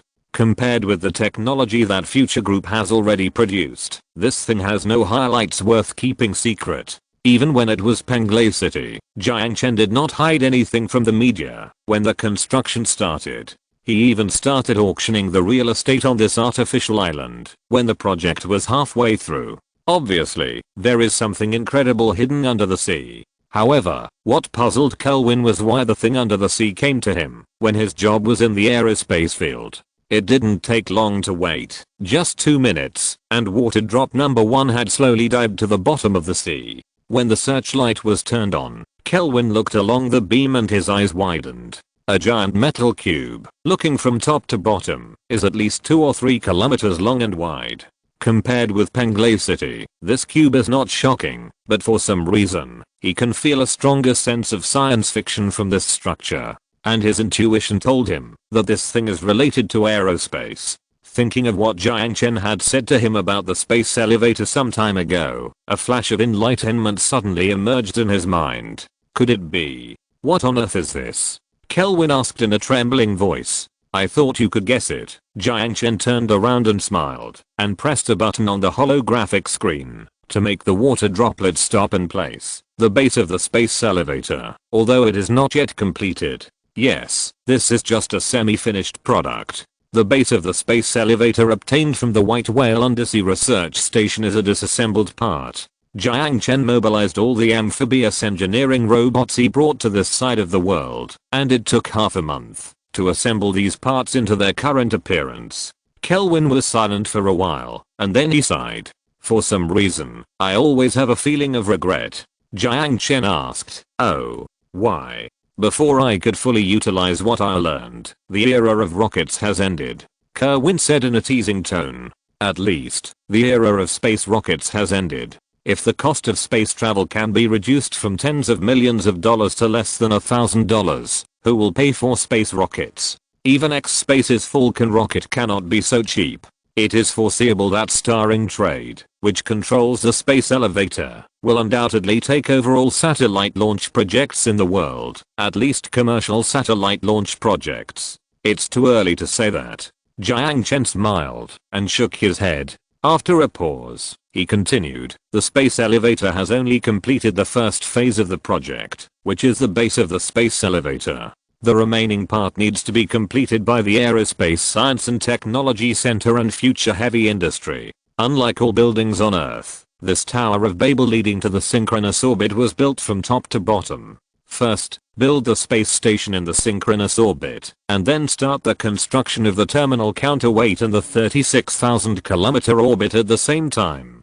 This means that all construction materials must be launched into outer space by rockets. Putting aside the cost of the materials themselves, the cost of rocket launch alone is not a small number. This is exactly why Jiang Chen began to acquire private aerospace companies and develop the Starring N series of rockets last year. Only by reducing the launch cost to a relatively reasonable price can the Future Group have the conditions to build a space elevator. As early as last year, Jiang Chen was preparing for this moment. All technical information about the space elevator has been developed, and the next thing we have to do is to move it off the drawing. I will not set an upper limit on the budget of the entire project, and your only task is to complete this Tower of Babel for me. After a pause, Jiang Chen continued with a smile. If it succeeds, your name and mine will go down in history. Chapter 761 Penglay City is open. There was a little drizzle in the sky, but the wind on the sea was unusually strong. The rolling waves hit the side of the ship, and the water splashed wildly on the bow. The staff wore raincoats and carried cameras in front of them, while the reporter stood on the bow, holding the railing with one hand and the microphone with the other, bringing first-hand news to the audience in front of the TV. Now, behind us is the legendary Penglay City. You may not be able to see it, because we are about 15 nautical miles away from the nearest port. Look at that black spot, and now we can see the spire of the Penglay Central Building. The Xinhuan Trade Coast Guard ship has temporarily blocked this sea area. The blockade will be lifted at noon, and our reporter will bring you further reports at that time. Her face was blown red, but there was no temperature at all. After shouting the last word, Lu Xiao wiped the water drops on her face. With her legs weak, she walked down from the bow with the help of the staff. Back in the cabin, the old leader of the interview team, Li Hanliang, came over and handed her a bottle of mineral water. Xiao, thank you for your hard work. Not hard. After drinking half a bottle with her head held high, Lu Xiao finally recovered some spirit, and the vitality returned to her youthful face. Li, has Xinhuan Trading agreed to our application? Li Hanliang shook his head, sighed, and sat on the chair next to him. This matter is not easy to handle. No matter what I say, they won't nod. But other TV stations are the same. They don't favor anyone in this matter. Even their own new country TV station is staying outside the blockade area. Hearing this, Lu Xiao's expression was a little strange. This is not like an interview, it's like a race. On the ship next to them is a BBC reporter, and farther away is Columbia TV. The future group is very prestigious to have, so many media specially rent a ship to wait. Time passed quickly, and it was noon soon, and the Coast Guard ship also gave the green light. After receiving the news of the contact blockade, the cruise ships and boats surrounding Penglay City began to move forward and sailed towards the city known as a miracle. Standing on the helicopter and looking down, the scene of ships dragging white waves and rushing to Penglay City from all directions is like a magnificent painting. According to statistics from the Tourism Bureau, the number of people who applied for the first batch of landing on the island reached 127,000, and the total number of large and small ships in the target sea area exceeded 9,000. On the other side, a luxurious medium-sized cruise ship also moved slowly, carrying tourists visiting Penglay City. The weather on the sea changed quickly. It was still raining 2 hours ago, but now the sun is out, and the deck was hot in a short while. Wearing a beach casual outfit, Wei Wendong stood at the bow of the cruise ship, looking in the direction of Penglay City, and a smile of expectation appeared at the corner of his mouth. That is Penglay City, the wonder he had seen in the virtual world. As for what this city will look like in the real world, it can be said that he is full of expectations. A few days after the new year, the A2 season of the God Level continent ended, and the Royal Guild won the first place in individual competition and the 5th place in the group stage. The title of champion naturally belongs to him, Shadow Demon. To celebrate his victory, the sponsor directly gave him a red envelope of 20 million RMB. Is it a lot? Actually, not much. Not to mention the number of players who ranked first in the world in the God Level continent. Due to the popularity of virtual reality online games and the amazing viewing experience, even many people who don't play games have joined in the fun, wearing helmets and applying for tourist seats to watch this large-scale global live broadcast event. According to official data provided by Future Man Technology, not counting the ratings of those TV stations, the peak number of viewers of the Arena Live broadcast exceeded 290 million. What does 290 million mean? The number of viewers of the post-match broadcast must at least double. Think about it, the peak number of viewers per game in the NBA is only more than 20 million. Those who qualify in the individual competition and group stage are allowed to put the logo of the sponsor company on the back of their names.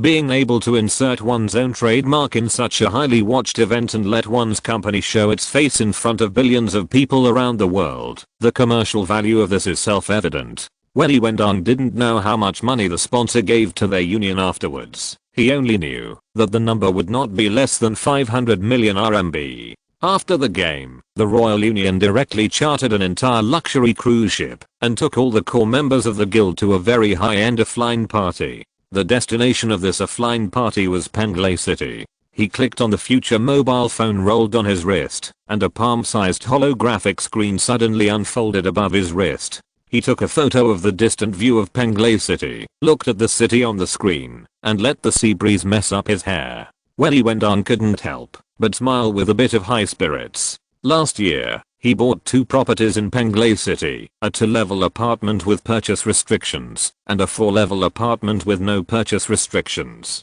When he bought the 2 houses, he felt a little painful. The 2 houses directly took away half of his savings, but now he only regrets why he didn't spend the other half. With the completion of Penglay City, the rumors that it was impossible to complete the project were shattered. In less than a month, the prices of the 2 houses in his hands have doubled, and there is even a trend of doubling again. Soon, the cruise ship docked at the harbor of Penglay City. There are thousands of ports of all sizes and private and public boathouses that can be freely entered and exited on all 4 sides of the entire circular artificial island. Although the scene of more than 9,000 ships approaching is spectacular, it is not crowded when landing on the island. As advertised, the whole city is full of the sci-fi feeling of the times. Billboards, shop signs, and the big screen on the roof of the mall all use the holographic technology produced by Future Group. Wearing the eyeglasses taken from the customs, the cute navigation elf Xiao appeared at his hand after a long absence. Flying around him mischievously for a few times, Xiao flew in front of him and took him to the property he purchased at his request. As they walked, Xiao chirped and answered his questions, introducing him to the information of Penglay City. Such realistic augmented reality technology even made him a little confused about whether this was virtual or real. On both sides of the street, various shops were open. For such shopping malls, catering and service industry staff, because they had obtained permission to enter in advance, they had already landed on the island yesterday and cleaned up the store so that they could open for business on the first day of the city's opening. There were few vehicles on the street, and most people walked. However, Penglai City has a very good transportation plan. The 12 suspended train rail transit lines buried in the underground layer allow tourists to reach any place in the city within 10 minutes. In addition, it is said that the city's roads were buried with magnetic tracks at the beginning of construction. When future heavy industries magnetic levitation car technology makes a breakthrough, the city's transportation will move from 2-dimensional to 3-dimensional. Thinking of this, Wei Wendong couldn't help but feel a little excited. Filled with so many cutting-edge technologies, living in such a city, such a life will definitely not be boring. If you're listening to this novel on a channel other than Fanfic World, it means they downloaded and uploaded it without effort. We cordially invite you to visit our channel, Mundo Fanfic Novelos. There you'll find the original version of this story and you can explore many other novels of various genres. We're waiting for you to immerse yourself in a world of incredible novels.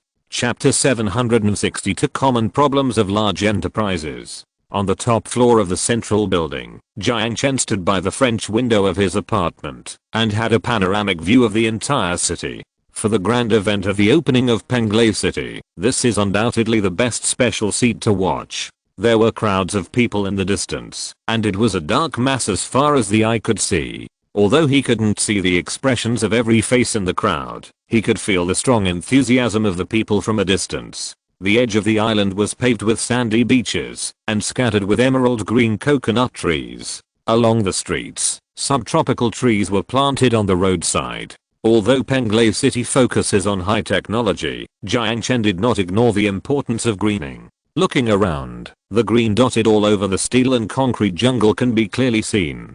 The sea breeze blew across the road, and the shadows of the trees swayed slightly, bringing a touch of coolness to the hot air. In addition to selling points such as holographic imaging and maglev train transportation, another major selling point of this Penglai City is drones. Futureman Heavy Industry has designed the Beta series of drones for Penglai City, of which Beta 1 is a firefighting drone and Beta 2 is a police drone. These two drones will provide intelligence services for firefighting and public security in Penglai City. If a fire breaks out, there is no need for fire trucks to be dispatched or firefighters to risk their lives to break into the fire scene.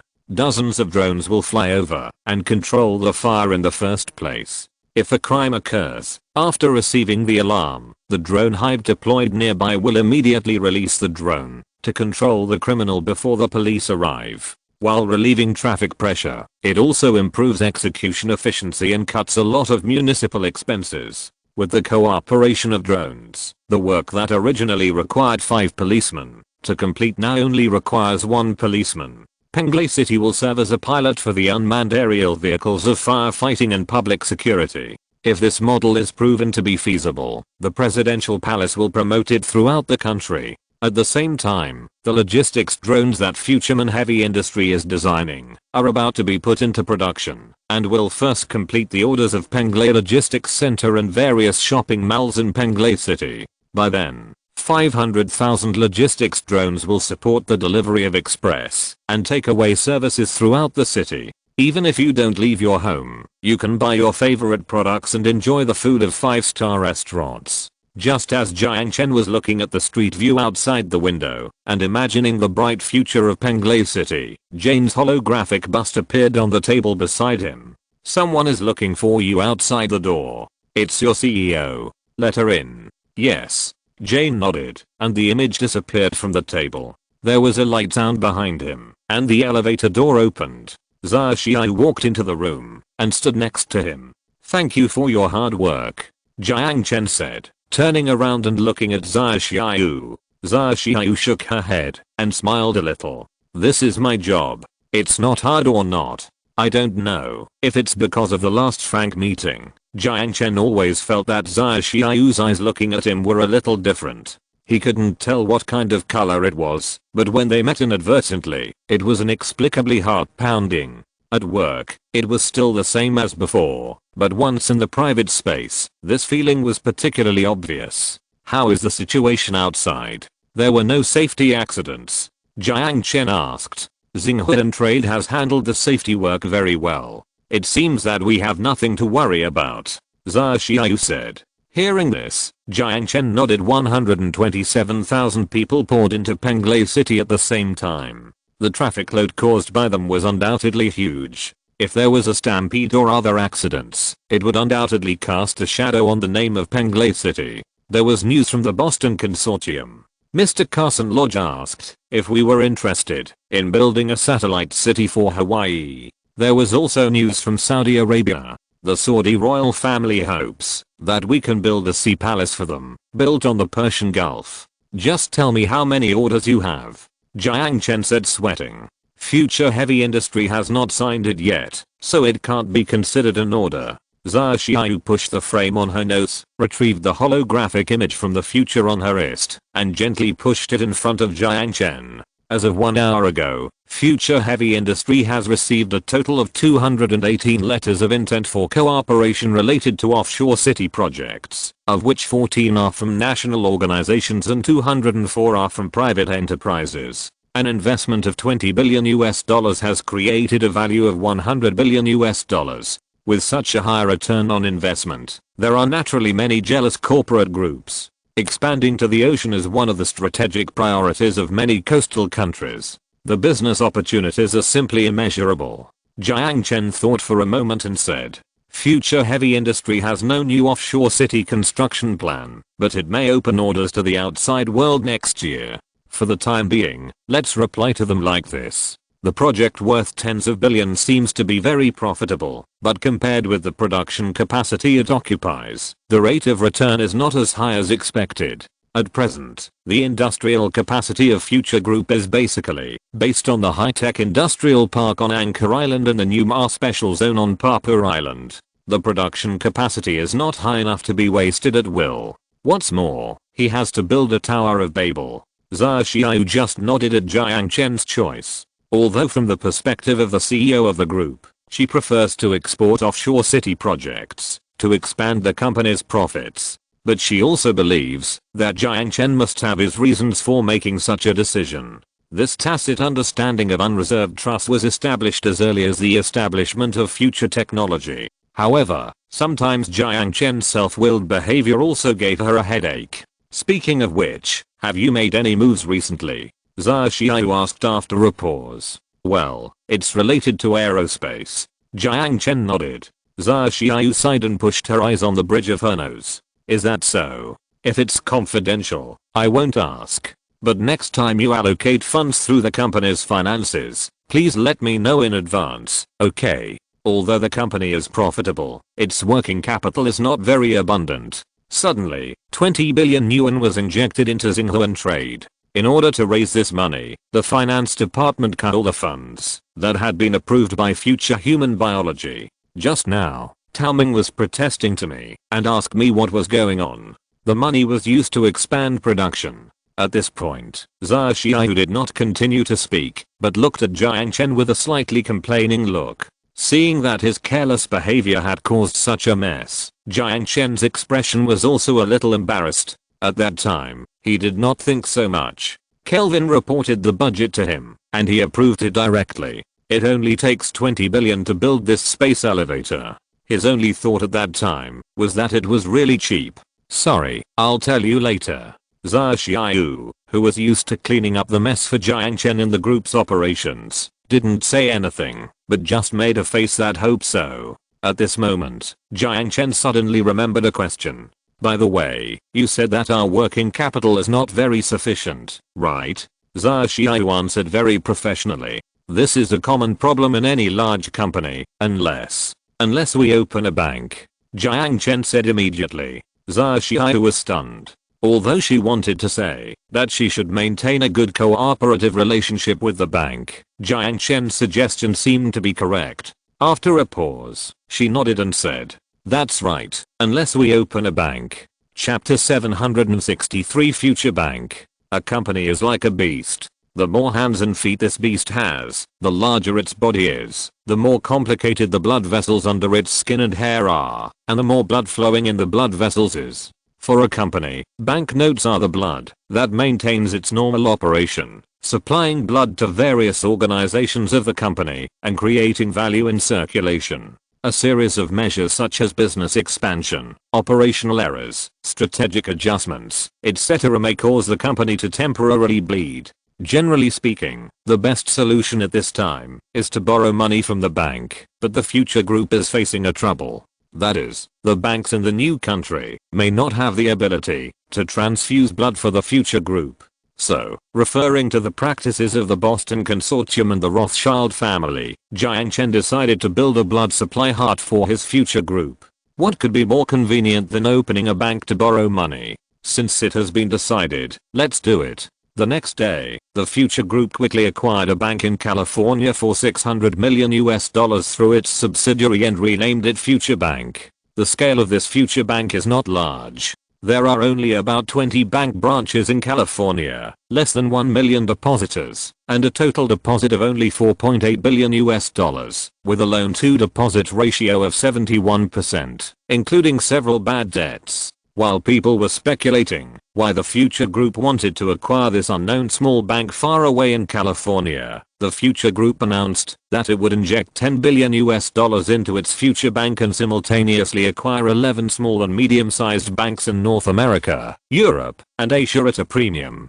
The acquisition went smoothly, mainly because the price offered by the future group made it impossible for the shareholders of several banks to refuse. Immediately afterwards, the future bank began the reorganization work, integrating the businesses of these 11 small and medium-sized banks under the same name of the future bank, and directly transformed into a multinational bank. The news of the opening of Penglay City is still fermenting, and the future group has made another incredible move. With such intensive acquisitions of banks, are they not only going to do the internet, but also directly intervene in finance? Exclamation mark.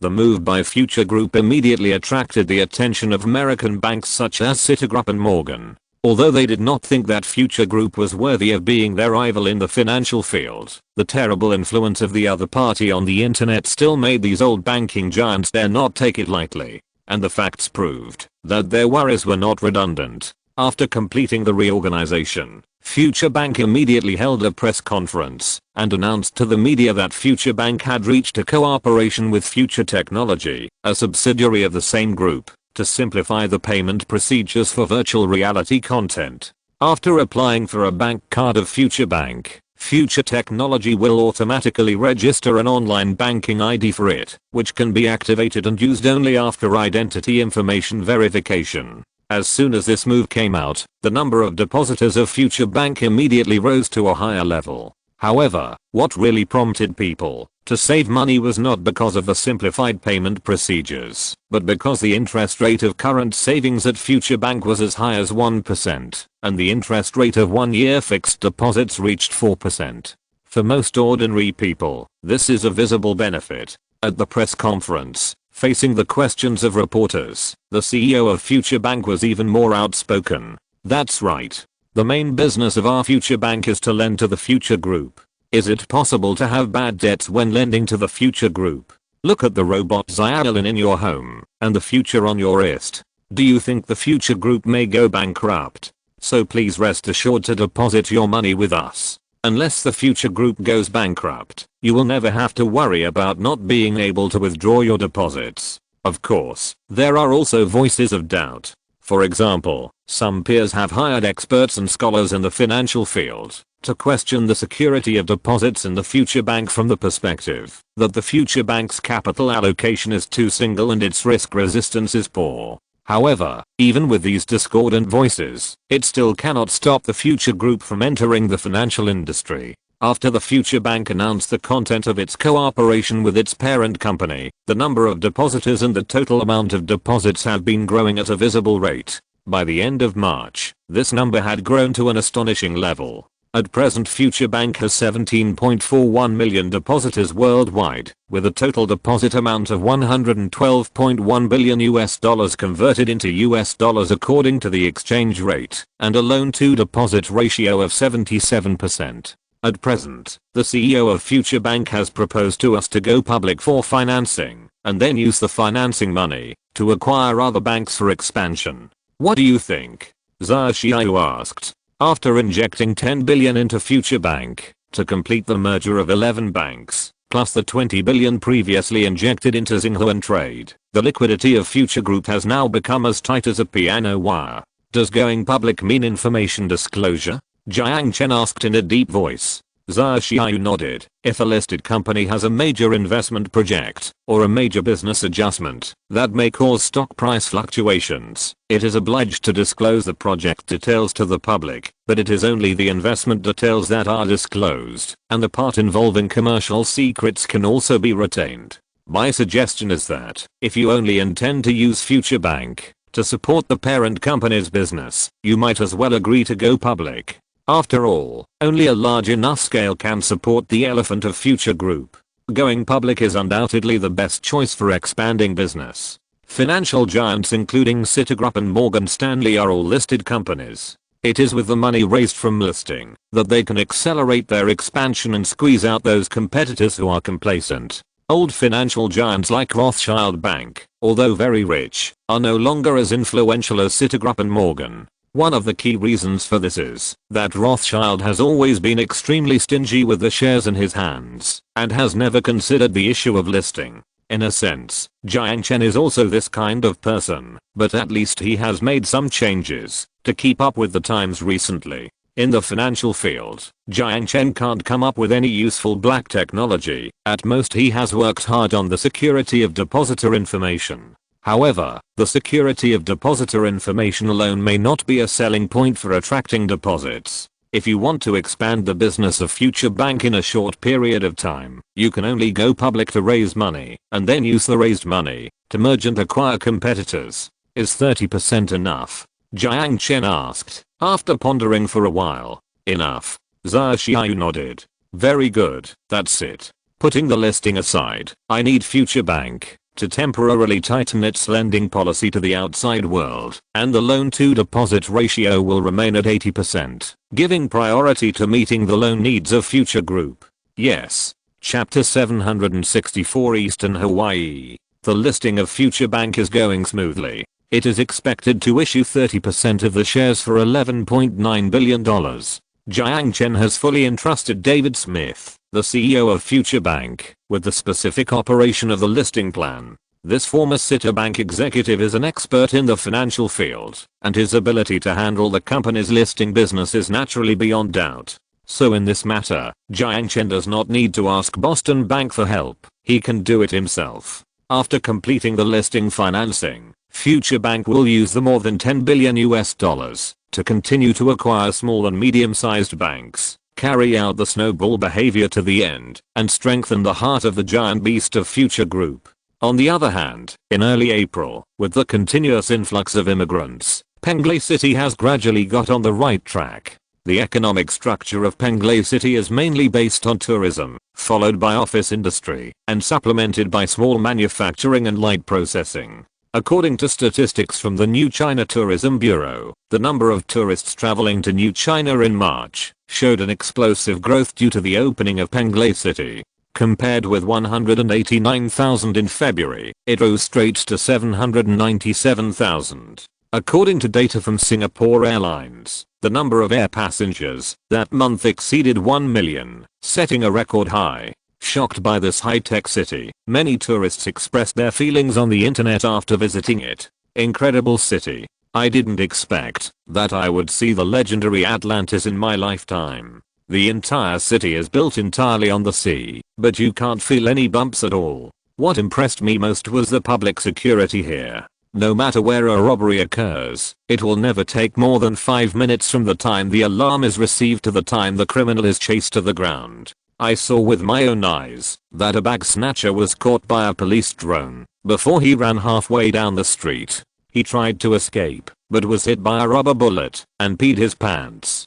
Haha, compared to Detroit, this place is simply heaven. Goodbye America, I'm moving. The streets are very clean, and those round cleaning robots are so cute. I wonder where I can buy them? The shopping experience is great, the water entertainment projects are great, and the transportation is impeccable. I really can't think of a reason to give a bad review. By the way, the air here is amazing. I plan to buy a level 1 house here and come here for vacation every winter. On the world's most authoritative travel review website, almost all of the reviews are positive, and there is hardly any sign of a bad review. The reason for the rave reviews is that people always maintain the greatest tolerance for new things, but more importantly, of course, it is the charm of Penglai City itself. The booming tourism industry has driven a series of industrial chains related to consumption and services.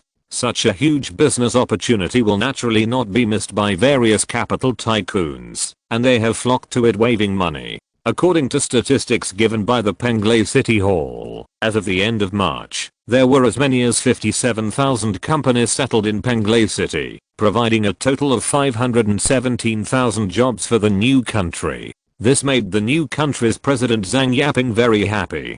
With the help of the Future People Group, the economy of the Panu Islands has soared like a rocket. At present, only 1/3 of the more than 500,000 jobs have been filled, and the huge labor demand has attracted a large number of immigrants from East Asia and Southeast Asia. Influenced by the buff bonus of the Chinese cultural circle, there are particularly many immigrants from Guangzhou and Fujian to Penglai City. The name of Penglai City has therefore gained many reputations in China, such as the land of opportunities and the Hawaii of the East. In addition, what surprised the world even more was the municipal structure of Penglai City. Penglai City itself does not belong to any country's territory. Although it is nominally part of the new country, both the law and municipal management are handled by the Penglai City Hall, a department of the Future Group.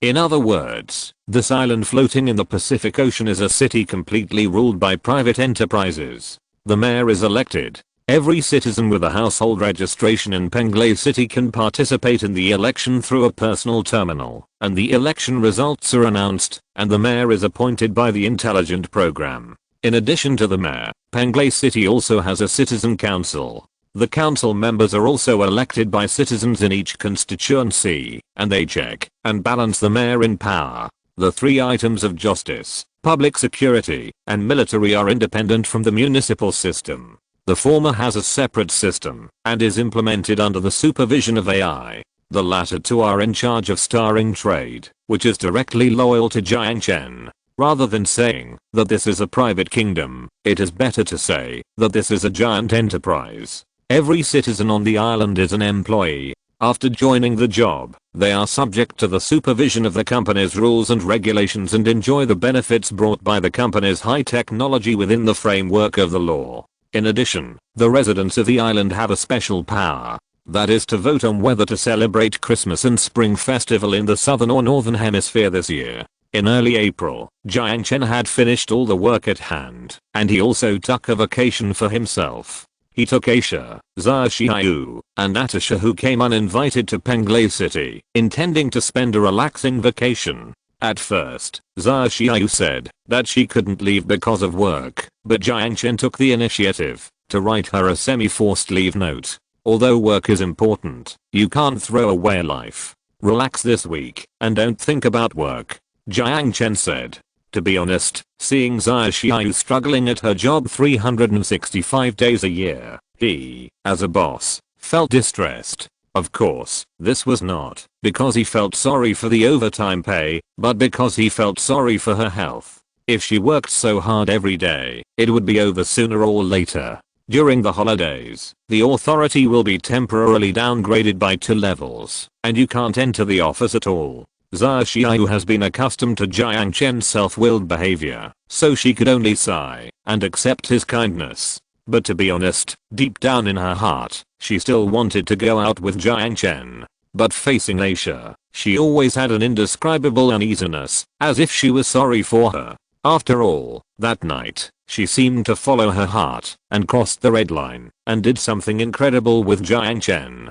Even though she usually pretended that nothing happened when getting along with Jiang Chen, when she was alone, she would still blush and feel ashamed for her actions that night. However, what she didn't know was that Aisha didn't care how many women Jiang Chen had, and she had already known about what happened that night. In this country, what else can escape the eyes of the ghost agent? Fortunately, Aisha is not a jealous woman. She can accept the word harem in her traditional concept. If another woman took control of the intelligence department, I'm afraid there would be a bloody storm in the harem. Chapter 765 Holiday on the Beach. Bang, picking up a Coke from the vending machine, Jiang Chen pulled the ring of the can, raised his head, and took a gulp. The sweet and cold taste went down his throat, giving him a refreshing feeling.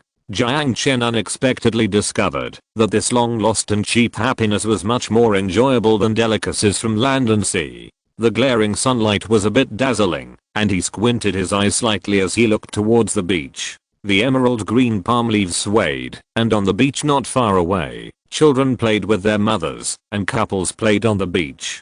This is the largest beach in Penglai City, and the most abundant thing is bikinis and beauties. The pairs of white long legs reminded Jiang Chen of the time when he was studying at Wanghei University, when several buddies in the dormitory went to the beach to swim together and sat on the beach to watch the beauties. Not far away, there was a net on the beach, and Aisha and Natasha were competing against each other in volleyball. Unable to keep up with the two women's physical strength, Xia Xiaoyu wisely did not participate in their competition. She leaned back comfortably on the beach chair, enjoying the cool breeze, while leisurely counting balls for the two.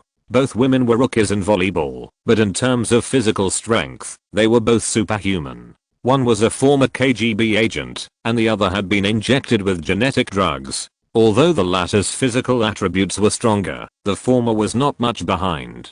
She suddenly jumped into the air and used brute force to hit a smash. The volleyball turned into an afterimage, brushing past Natasha's blonde hair and hitting the sand like a cannonball. There was a bang, and a deep and shallow pit was directly smashed on the beach. "Are you trying to murder me?" Natasha glanced at the deep pit on the ground and glared at Aisha fiercely. Landing lightly on the beach, Aisha lifted her hair by her ears without breathing and looked at Natasha and said lightly, 50, I win. Although she still had that expressionless face, if you look closely, you can see that there is still a little smug smile on her lips. However, her smug expression did not last for more than 2 seconds. Just when she was careless, a Coke was stretched out from behind and pressed against her face. Woo. The coldness on her cheek frightened Aisha and she shuddered. Seeing Aisha's lovely appearance, Jiang Chen couldn't help but smile and put the Coke in her hand. "You must get along well. Are you tired from playing? Have a drink." Well, Aisha took the Coke and took a small sip after looking at Jiang Chen aggrievedly. She didn't like carbonated drinks very much, but she would never refuse anything Jiang Chen gave her. Seeing the two showing their affection, Natasha rolled her eyes unhappily. At this time, her eyes suddenly swept over Aisha's asterisk, and the corners of her mouth couldn't help but curl up a little bit of mischief. She walked forward, shook her sweaty blonde hair, and handed the volleyball in her arms to Aisha very frankly. "I lost the volleyball game." Huh. Aisha snorted softly, her nose slightly raised. Perhaps because Jiang Chen was standing next to her, Natasha's admission of defeat made her feel a little proud. Looking at Aisha's smug expression, Natasha smiled mischievously. "But I won't lose another balls, okay?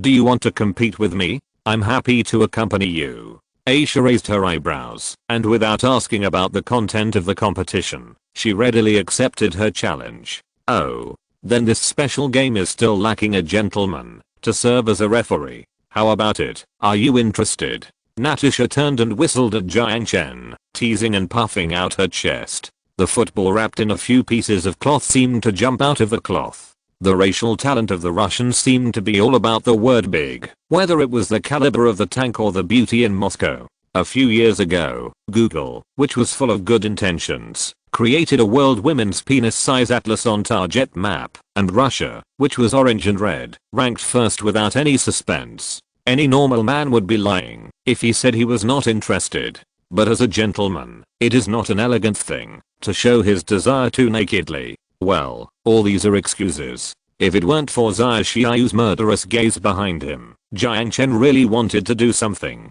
In Natasha's rolling eyes, Jiang Chen righteously rejected the temptation, pulled Daisha, who was confused, aside, and warned the little girl who didn't know the dangers of the world not to easily accept the inexplicable competition. After a whole day of crazy fun, until the sunset dyed the sky golden, the four left the beach and returned to the hotel in the central building. In the next few days, the four also went to the newly opened Venus Water Park, the most popular robot museum among tourists, and the largest underwater shopping street in Penglai City. Almost all the fun places in Penglai City were played. On the last day of the trip, Jiang Chen originally planned to return to Koro Island, but he happened to catch up with a special charity party, which would be attended by celebrities from all walks of life. As the richest man in Penglai City and even in the world, Jiang Chen naturally received the invitation.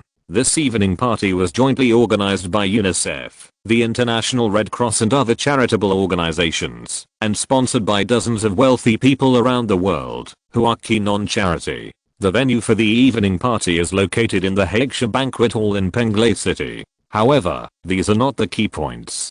Julian Schnabel, who is recognized as the most influential painter of the contemporary era, will auction his latest work, Pearl of the Pacific Ocean, at this charity party. Just by listening to the name, you can tell that this painting is based on Penglai City. Sun Jiao accompanied him to the party because they both received invitations. Jiang Chen originally planned to bring Aisha, but Aisha declined on the grounds that her work was not suitable for frequent public appearances. Holding Jiang Chen's hand, Sun Jiao looked particularly beautiful today. A black evening dress, conservative but bright, set off the whiteness of her face and collarbone, perfectly showing her femininity that she rarely reveals. When she stepped into the door of the venue, she immediately attracted countless stunning eyes. Even those movie stars and singers with good looks were eclipsed in front of her. However, these amazing looks only lasted for a moment. When they saw who the man she was holding was, those who were originally interested in her also gave up their interest in her.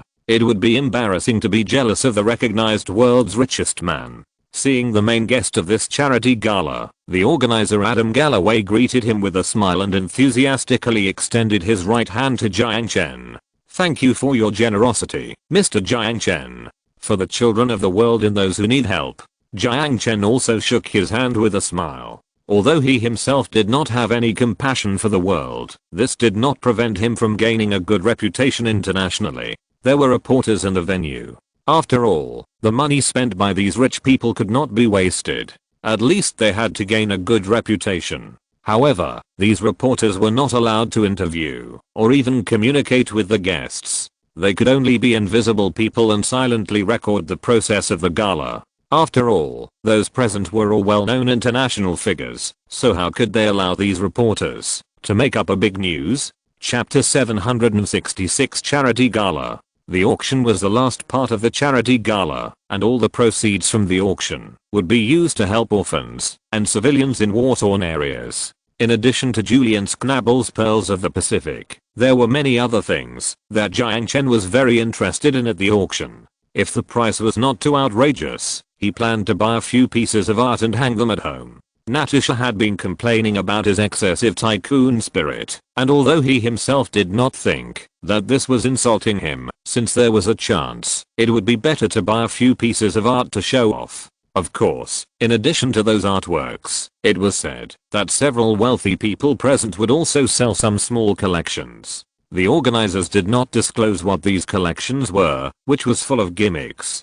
Jiang Chen did not chat with the organizers for too long, as Mr. Jia Lui had other guests to greet, so he took the initiative to end the topic. When he and Sun Jiao, who was holding his hand, walked into the venue together, the gala had already begun. The magnificent hall, with elegant and gorgeous decoration, is surrounded by transparent graphene plates on one side. Against the backdrop of the blue sea and the faint blue light outside, it adds a touch of mysterious cold tones to the venue. Waiters holding champagne shuttled between the long table and the crowd, serving wine and towels to the guests. This underwater restaurant is one of the famous attractions in Penglai City. Whether it is the decoration, service, or the food on the table, it is built according to the level of Michelin 3 stars. That is, a restaurant that is worth a special trip to visit. In the party venue, Jiang Chen saw many acquaintances, and many strangers greeted him. What surprised him most was that he actually saw Carmen Rothschild here.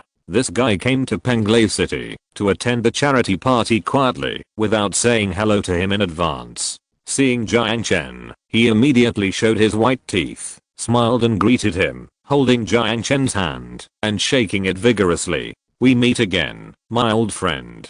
Haha, it's been a long time." Jiang Chen smiled and let go of his hand. "This is my female companion, Miss Xia Xiaoyu." "Hello, Mr. Rothschild." Xia Xiaoyu smiled. "It's an honor to meet you, beautiful and wise Miss Xia. Your male companion is really an enviable guy." Carmen made a joke in a very graceful manner. Xia Xiaoyu smiled politely, but it can be seen that she still likes to hear such compliments. Jiang Chen also smiled and continued to speak. "How is it, my old friend? Have you solved all the troubles over there?" From the daily international news, the situation in Europe is becoming increasingly unstable. Last year, the German New Alternative Party came to power, and the entire European political arena began to move to the right, especially at the end of the year, when several consortiums funded the construction of refugee camps in the forests on the border between Norway and Sweden, which completely ignited the social contradictions between cultists and mainstream society, and the contradictions between the Virgin Mary and normal people. There are always more troubles to solve. Carmen skillfully took a bottle of champagne from the waiter's tray, clinked glasses with Jiang Chen, shrugged self-deprecatingly and said, "Just like the champagne at this party. Is there any trouble in this world that the Rothschild family can't solve?" Jiang Chen laughed and took a bottle of champagne and clinked glasses with him. "Of course there are. For example, money can't solve the right troubles." Carmen smiled and put the empty glass aside. "I recommend you to pay attention to the auction later. There are a lot of good things there. For example." Facing Jiang Chen's question, Carmen just smiled mysteriously without answering, and then said goodbye to him temporarily. Carmen's mysterious smile made Jiang Chen curious, but since the auction was about to start, he didn't ask any more questions, and accepted Carmen's suspense. Although the party was held in the name of charity, there was no trace of charity at the party. In such an upper-class society, charity, a common hobby, is nothing more than a reason for these wealthy celebrities to get together, to meet social needs at parties, and to meet business partners. Of course, it is not ruled out that some people really want to do something for those poor people. Walking in the venue of the party, feeling the warmth from his arms no longer so stiff, Jiang Chen smiled and said abruptly, "Very beautiful." Huh. Xia Xiaoyu was stunned, not understanding what he meant. "I mean, you are very beautiful today." While saying this, Jiang Chen smiled and looked at her. However, the latter was a little embarrassed by his sincere gaze, and her pretty face with a little red cloud avoided his side stiffly. Why are you talking about this suddenly? I noticed that, since you entered the venue, at least 100 people have looked at you, and among these 100 people, 99 people avoided your sight." Jiang Chen smiled wickedly in Xia Xiaoyu's ear. "Is it true that the dress I'm wearing is too weird?"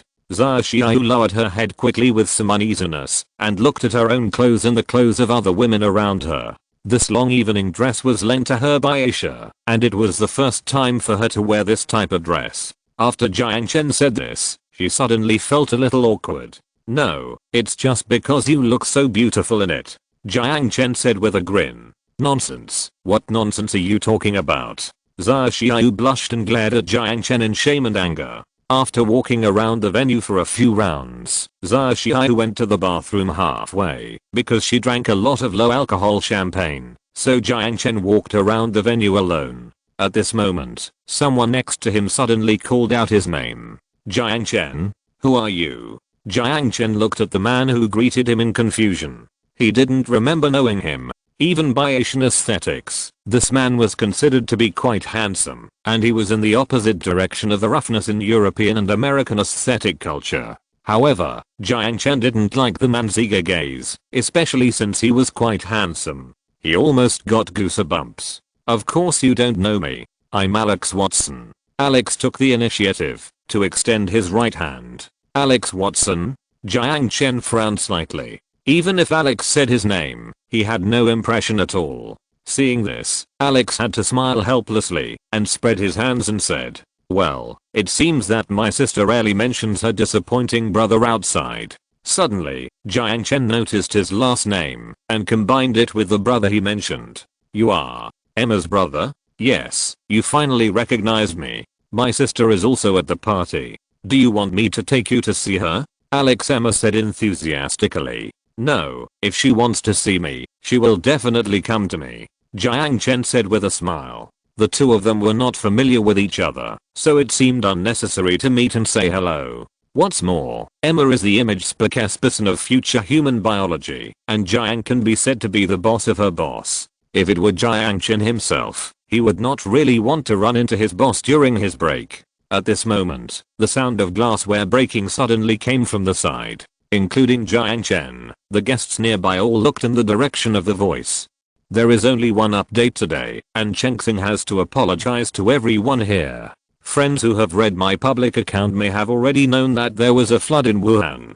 Yesterday, I hurriedly bought a train ticket to go home in order to get out of the sun, but when I got to the train station, the driver told me that the road was flooded and I had to take a detour to the station. Seeing that I would definitely be too late, I quickly changed my ticket, but when I arrived at the station, the train was delayed again. I finally got home, but it was already evening when I got home, so I only wrote this chapter. I can only make up for the owed updates tomorrow, and I will apologize the day after tomorrow. CAC, Chapter 767 Meeting Emma Again. The Lewis family is not a famous family in California, nor is it a well-known name in the American upper class, but its family wealth ranks among the best in the whole of California.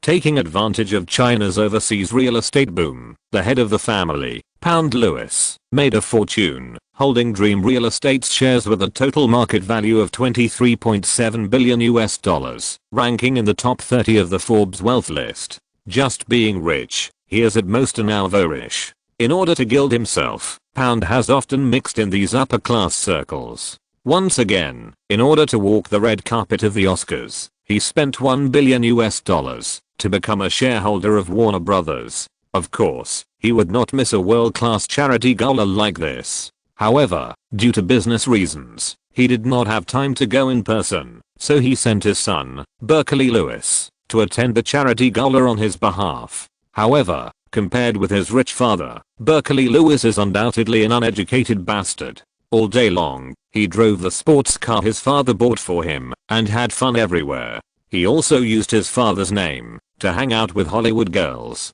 He was an out-and-out playboy. After meeting Emma Watson, he was immediately attracted by her noble and cold temperament, so he used his usual pick-up tricks and invited her to dance. Unfortunately, Emma did not give his father face and politely rejected his invitation. As a woman who once gave a feminist speech at the United Nations, Emma would not bow her head just because his father was on the Forbes wealth list.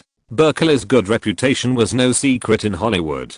She instinctively felt disgusted with this kind of playboy. As for the shareholders of Warner Brothers, there were so many shareholders of Warner Brothers that it was a bit too few to say that there were more than 20. American companies generally have a loose equity structure. 1/10 of the shares can enter the board of directors, and 30% of the shares are enough to become the chairman. However, Mr. Berkeley obviously did not expect that he would be rejected so simply by a second-tier movie star.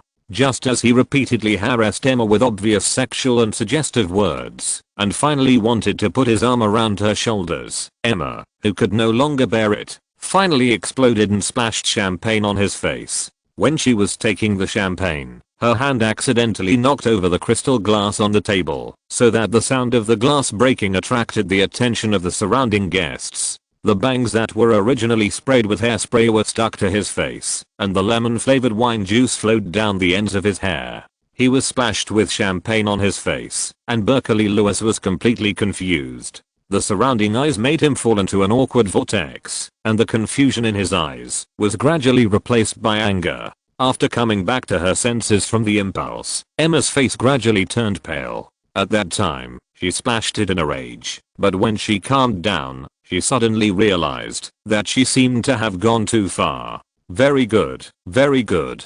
Berkeley's lips trembled with anger, and he stared at Emma with an indescribable haze in his eyes. If there was no one watching, he would probably not be able to help but do it. But he couldn't. He couldn't afford to hit a female guest at a banquet. If this got out, his father, who was very proud of himself, would chop him alive. Seeing that the boss was splashed in the face, the bodyguard next to him came forward and said a word to Emma. Apologize. The burly muscles bulged his suit, like an orangutan in human clothes. Seeing that Emma didn't react, the bodyguard clenched his fists expressionlessly, and the crackling sound scared Emma's face even paler. It's not a gentleman's behavior to intimidate a lady. Smiling, Jiang Chen walked to the side, not looking at the bodyguard, but at Mr. Lewis. Seeing someone meddling in his business, Berkeley raised his eyebrows and turned to look at the man. But when he saw Jiang Chen's face clearly, his face turned green. If it was understandable that someone didn't recognize Jiang Chen's face a year ago, but if someone still couldn't recognize him after being flooded with all kinds of news for a whole year, then it can only be said that he is out of touch with this era.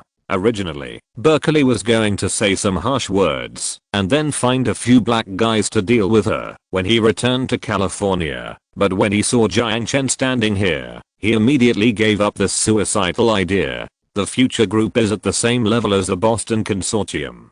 Such a behemoth is not something that the rich people on the Forbes wealth list can compare to. Others get angry and beat people, but this guy got angry and beat a country. If he messed with this plague god, not to mention his father, even 10 fathers combined couldn't save him. I'm sorry. Berkeley admitted his mistake honestly, lowered his head, and pulled his bodyguard, and left without saying a word. Although he was a dandy, he was not stupid. Seeing Berkeley leave in such a dejected manner, Jiang Chen smiled, but couldn't help feeling a little bored. The unpleasant atmosphere soon dissipated. Most of the guests present were not good people. The party returned to a lively and peaceful atmosphere. Seeing the playboy and his bodyguard walk away in disgrace, the timid Alex finally breathed a sigh of relief, walked up, and fiercely gave the two people a middle finger from behind. "Got, my sister, are you okay? Why didn't you come just now?" Emma glared at her brother fiercely, but she didn't mean to blame him. With her brother's small body, 10 fingers might not be able to beat a finger of the other person. Alex blushed and scratched the back of his head. An idea came to her mind, and he immediately brought up Jiang Chen with a playful smile. "I went to find reinforcement, didn't I?" Emma met Jiang Chen's eyes, hugged her left arm with her right hand, and looked away a little embarrassedly. "Thank you." To be honest, she was avoiding him. Jiang Chen never told her the reason why he chose her to star in Iron Curtain of Time and Space. It wasn't because she felt good about herself, but her overly self-protective instinct told her that his intentions towards her might be the same as the man just now, but he just didn't express it so obviously. Thinking of this, she felt an indescribable feeling in her heart. If he was secretly taking advantage of her, would she really have the confidence to reject Berkeley and reject him? Although her feelings were complicated, she said thank you very sincerely, because she knew very well that, if it wasn't for Jiang Chen, even if she passed this test, she would not have an easy time when she returned to California. "You're welcome."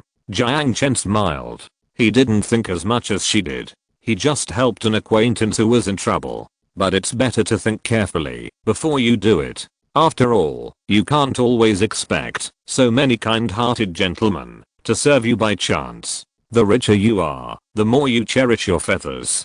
Due to their status, most people just look at this side. Is it worth offending a billionaire for a little star? Anyone who knows how to do business will calculate this account. That's why Jiang Chen is the only one who stands out to wade into this muddy water. He is the only one who doesn't need to calculate this account. Jiang Chen didn't spend too much time talking to Emma. Seeing that the time was almost up, he said goodbye to the siblings and went to the agreed place to meet Zia Xiao, who came out of the bathroom. The auction would start in half an hour. Taking advantage of this time, he planned to fill his stomach first. The food on the long table was delicious. He hadn't even touched it after entering the venue for so long, which was a great pity. When he arrived at the agreed place, Jiang Chen found that Sun Jiao had been waiting for a long time.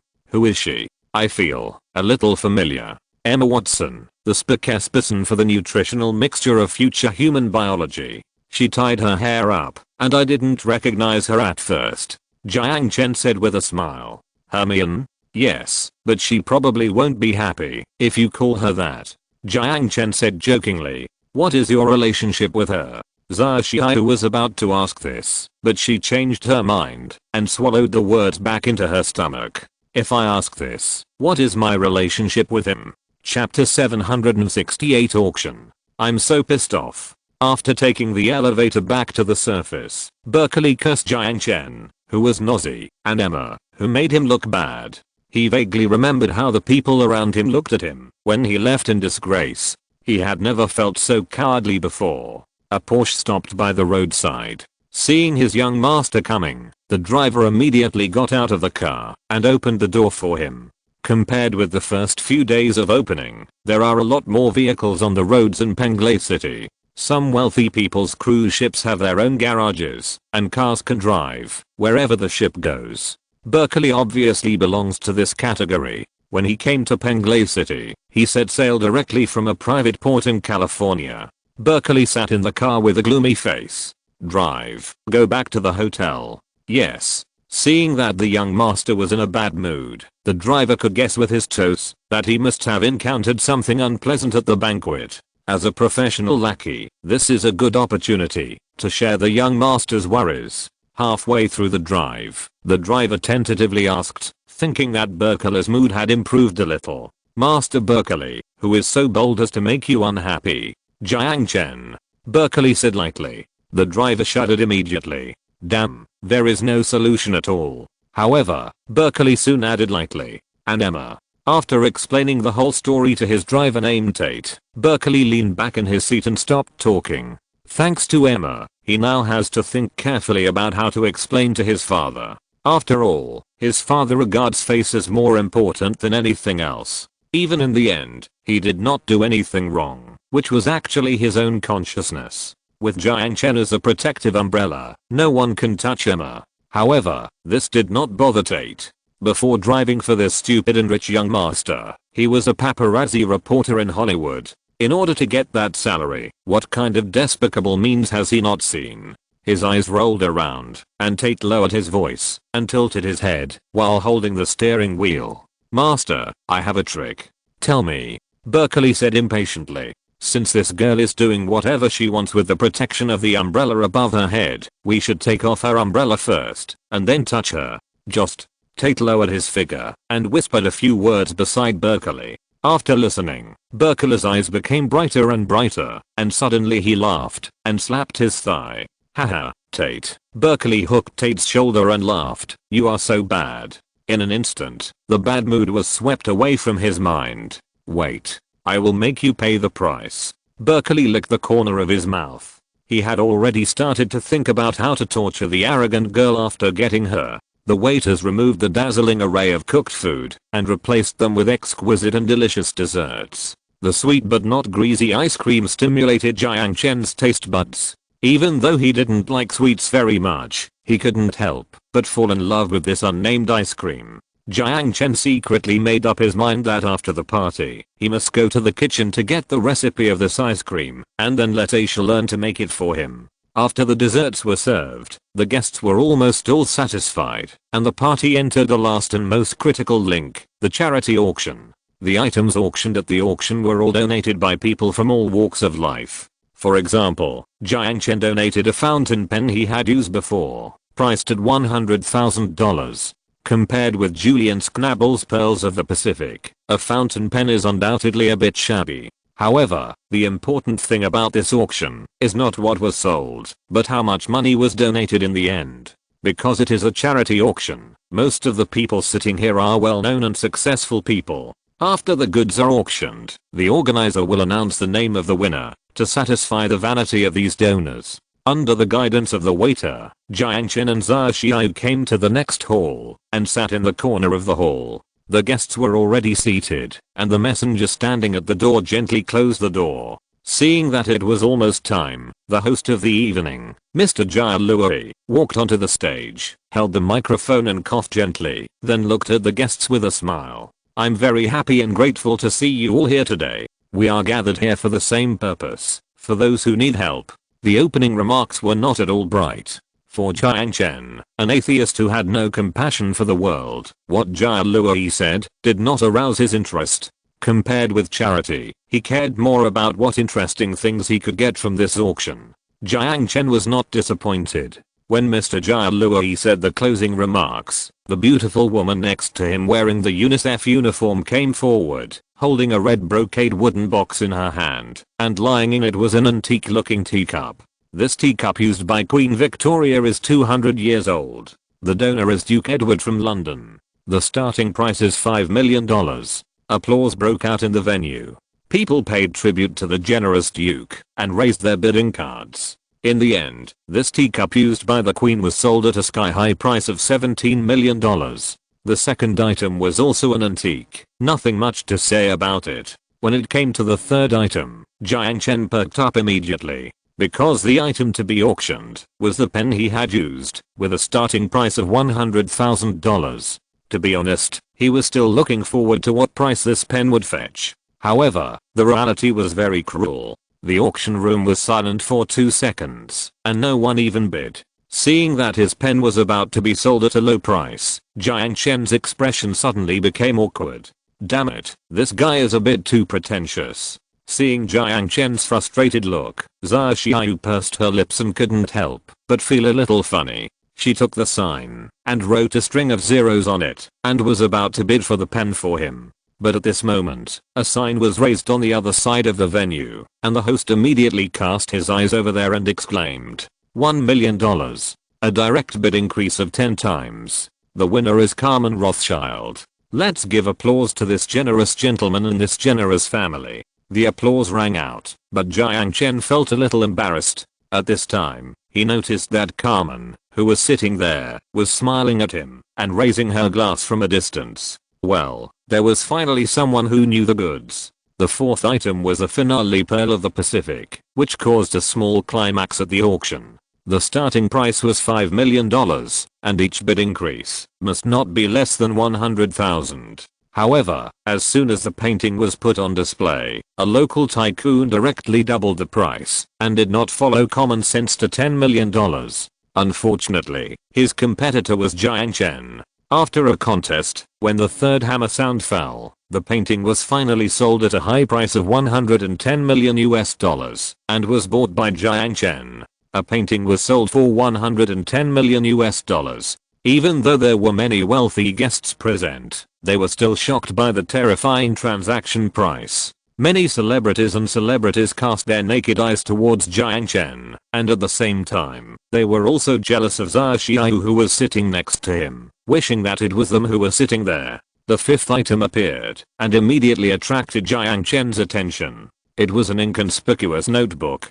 To be more precise, it was a codebook. And the origin of this codebook was a little special. If you're listening to this novel on a channel other than Fanfic World, it means they downloaded and uploaded it without effort. We cordially invite you to visit our channel, Mundo Fanfic Novelos. There you'll find the original version of this story and you can explore many other novels of various genres. We're waiting for you to immerse yourself in a world of incredible novels. Chapter 769, Codebook from Berlin. This codebook came from Berlin and was donated by the generous Mr. Wooly Fergus. The origin of this codebook can be traced back to more than 70 years ago. As Churchill's translator, Runcie was considered the first British person allowed to enter the bunker where Hitler was hiding after the capture of Berlin. In that dark and damp bunker, he was told by the Soviet sentry that he could take something from the bunker back to London as a souvenir. In Hitler's conference room, he took one of the volumes of the Brookhouse Encyclopedia and this codebook that was placed on the bookshelf.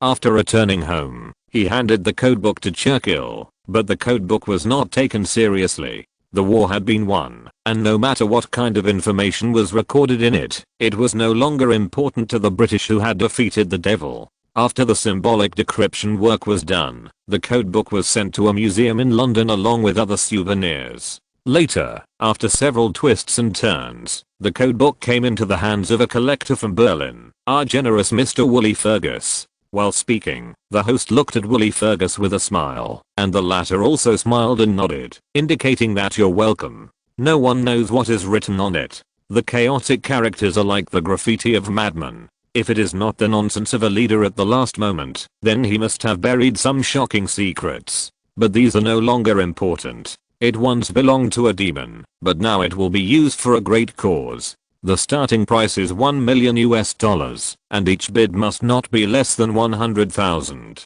The proceeds from the auction will be used to help those who are homeless due to the war. As soon as the words fell, someone in the audience raised a sign. 1 million. Thank you, Mr. O. My God. 2 million. Mr. Fergus from Paris directly bid $1 million. Thank you for your generosity. The auction was conducted in an open manner. For each bidder, no matter how much he bid, the host would offer words of blessing. Perhaps frightened by the financial strength of Mr. Fergus, who directly doubled the bid, the host knocked the hammer twice, but no one raised a sign. Jiang Chen glanced in the direction of Carmen Rothschild, only to see that he was tasting red wine indifferently and seemed not very interested in this product. Are there any interested buyers? If not, 3 million. Jiang Chen raised the sign. 3 million once. 3 million twice.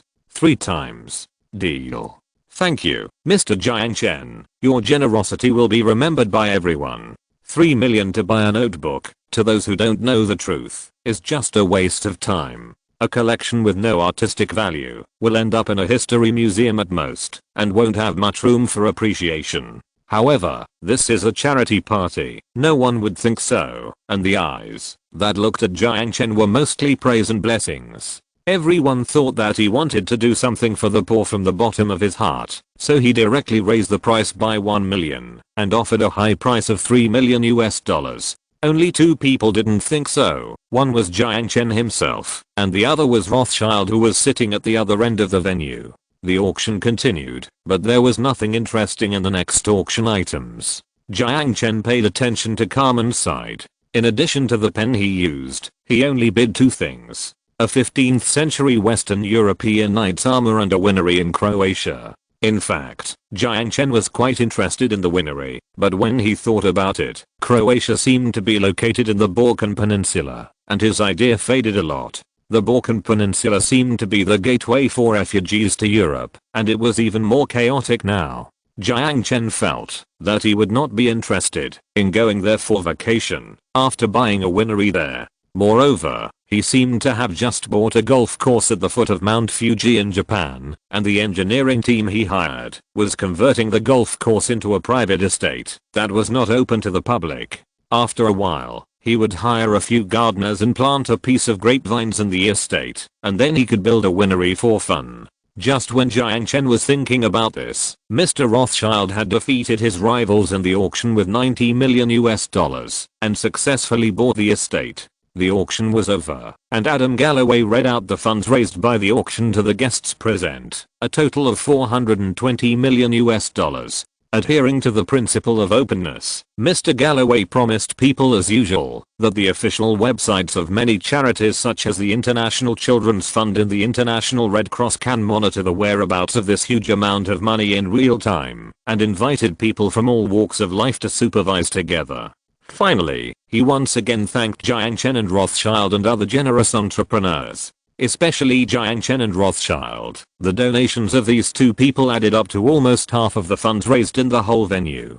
After the party, Jiang Chen met Rothschild on his way to the elevator. So, what is that interesting thing you are talking about? Didn't you take a picture of it? Carmen said with a smile. Are you referring to the $110 million painting, or the graffiti book used by the head of state? Haha, you are so humorous. Carmen couldn't help laughing out loud. That's not a graffiti book, but the original of an unsolved mystery from the last century. Some people say that it records an unknown secret of the Third Reich. Others say that it is a treasure map.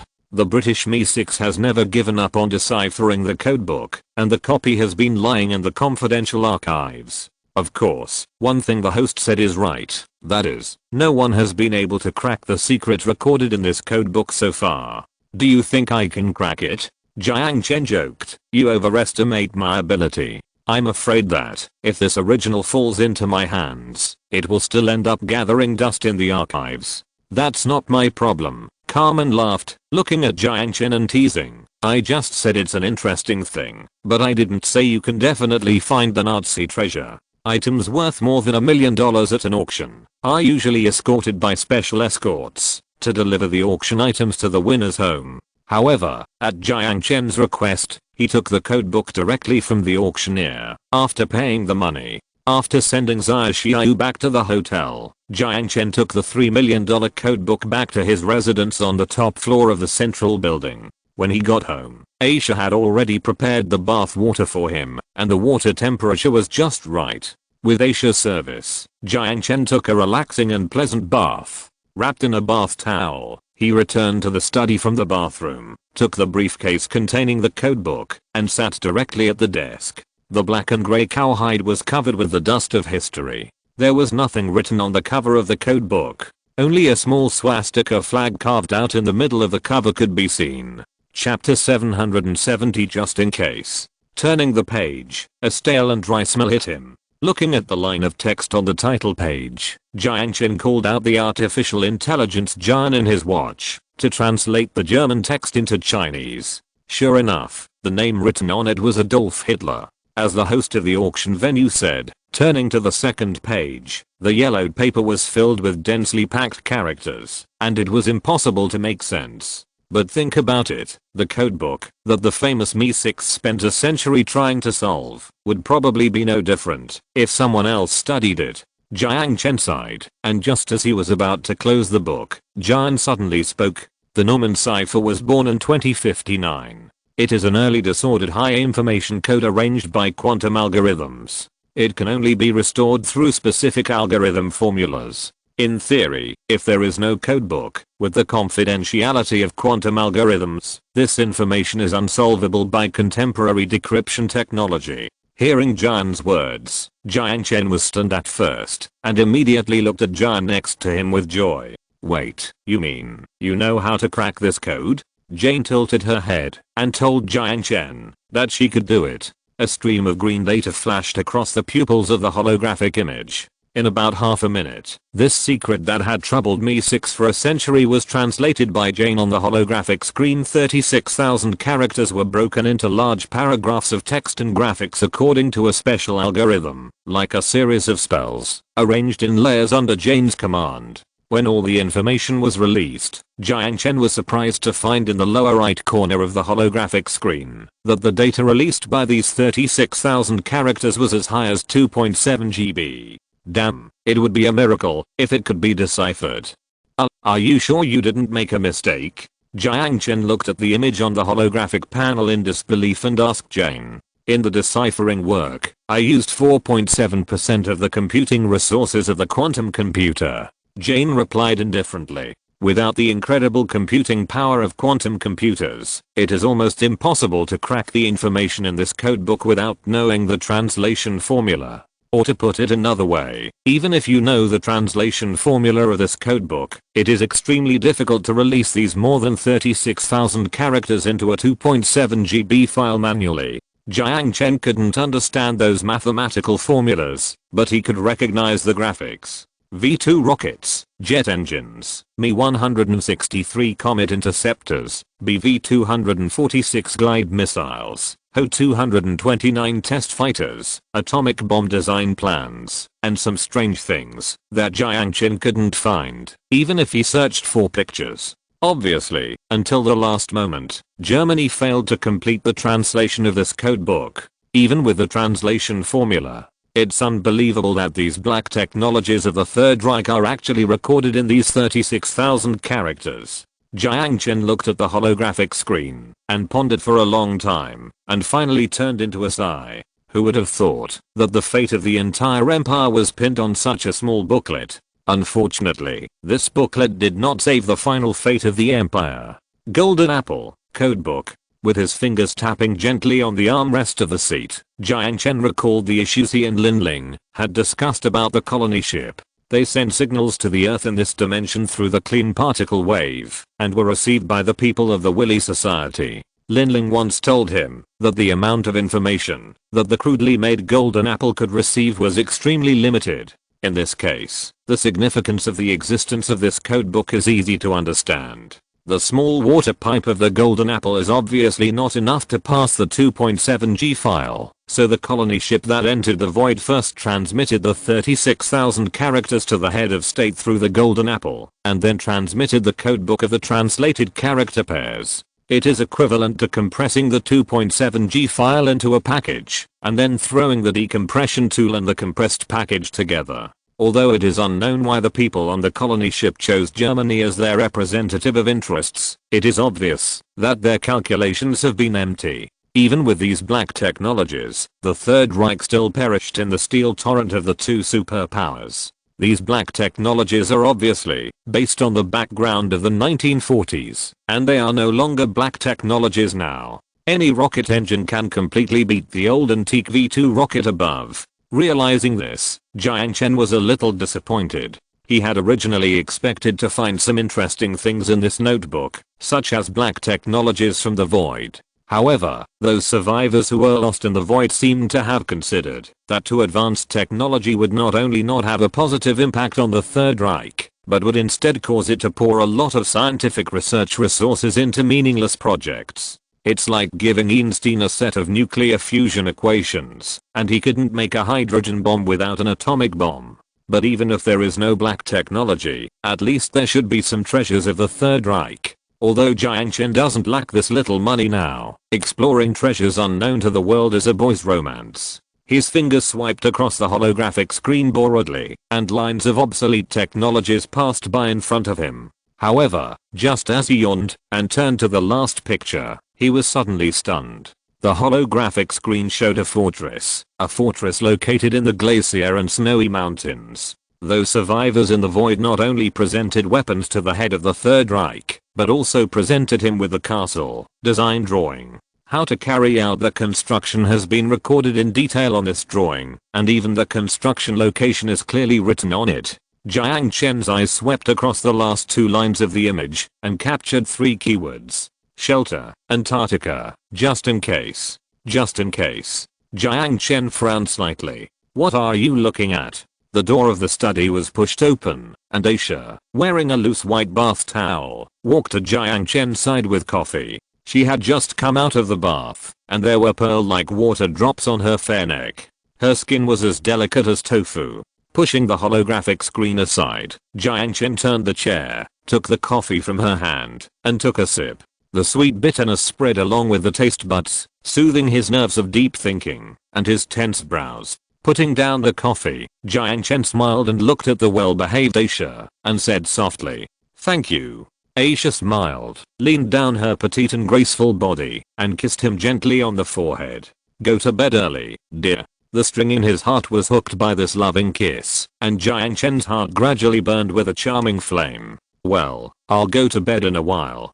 Jiang Chen patted Aisha's lower back gently, got up from the chair, leaned close to her ear and blew gently, "Wait for me in the bedroom." Chapter 771 Undersea Highway. However, after thinking for a long time, Jiang Chen still couldn't figure out what this just in case meant. Was it to leave a spark for the Third Reich, or for something else? Moreover, this fortress was just a design drawing. It was still unknown whether the Führer had sent people to Antarctica and built the Doomsday Fortress according to the instructions of the Void Remnants. Moreover, judging from the location on this map, this fortress seemed to be buried in blizzards all year round. Whether it was possible to survive in such a place was also an unsolved mystery. Should I go to Antarctica to take a look? This idea suddenly emerged in Jiang Chen's mind and expanded uncontrollably. The shelter could not influence the direction of the war, and at most, provided a grade for the losers to survive. No matter how you think about it, it was meaningless to do so.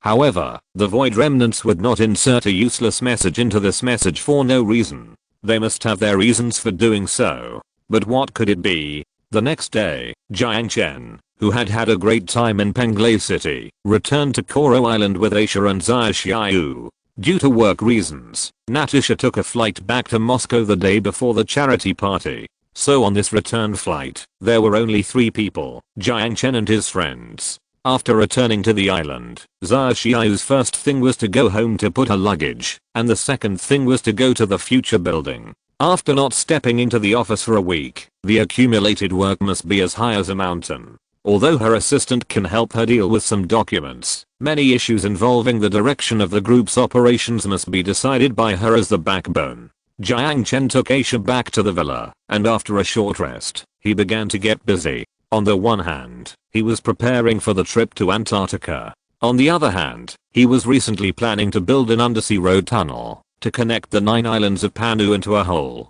In this way, people do not need to take a car or a boat to travel at the same time and can drive directly to any corner of the new country. If you want to be rich, you must first build roads. This is an eternal truth. If there is such an undersea tunnel that can connect the 9 islands of the Panu Islands into a whole, it will have a huge boost to the economy of the entire new country. Apart from anything else, once this tunnel is built, the demand for cars in new country will definitely rise to a higher level. However, having said that, building this tunnel is not an easy task. There are many ways to build undersea tunnels. The representative ones are mainly divided into 4 types, such as the drilling and blasting method in Qingdao and Xiamen, the immersed tube method in Hong Kong, the tunnel boring machine method in the English Channel, and the shield method in Japan. However, these 4 methods have one thing in common. That is expensive. Not just ordinary expensive. Take China as an example. The Dalian-Yantai high-speed railway undersea tunnel under construction is 123 kilometers long, with a construction cost of 260 billion yuan, and an average cost of more than 2 billion per kilometer. Even if the cost of 129 million per kilometer of high-speed rail is deducted, it is still a terrifying number, just to build such a pipeline.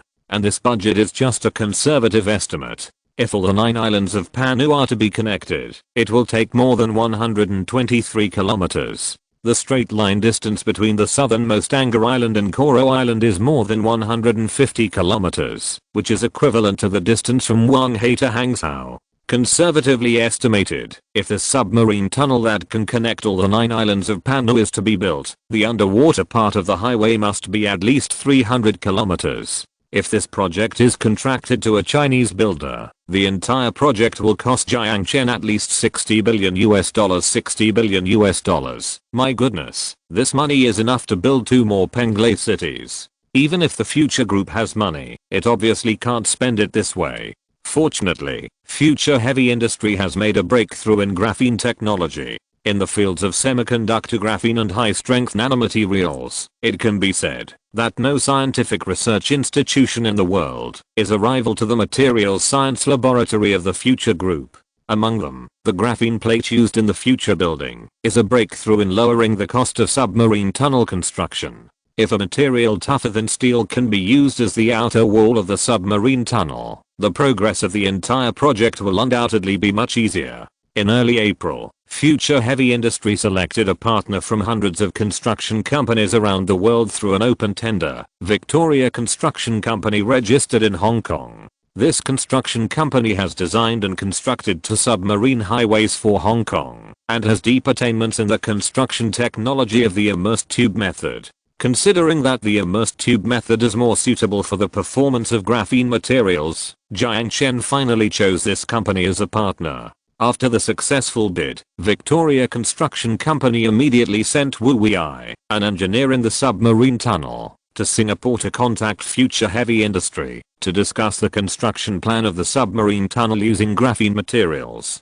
After getting off the plane in Koro Island, Jiang Chen immediately invited him to the high-tech industrial park on Angkor Island. In the center of the wide factory building, there is a semi-cylindrical archway about 12 meters wide and 5 meters high. The 4 walls of the archway are transparent, but the luster of glass cannot be seen on the surface. Taking Wu Wei to the side of the transparent archway, Jiang Chen took the hammer from the staff and swung it hard.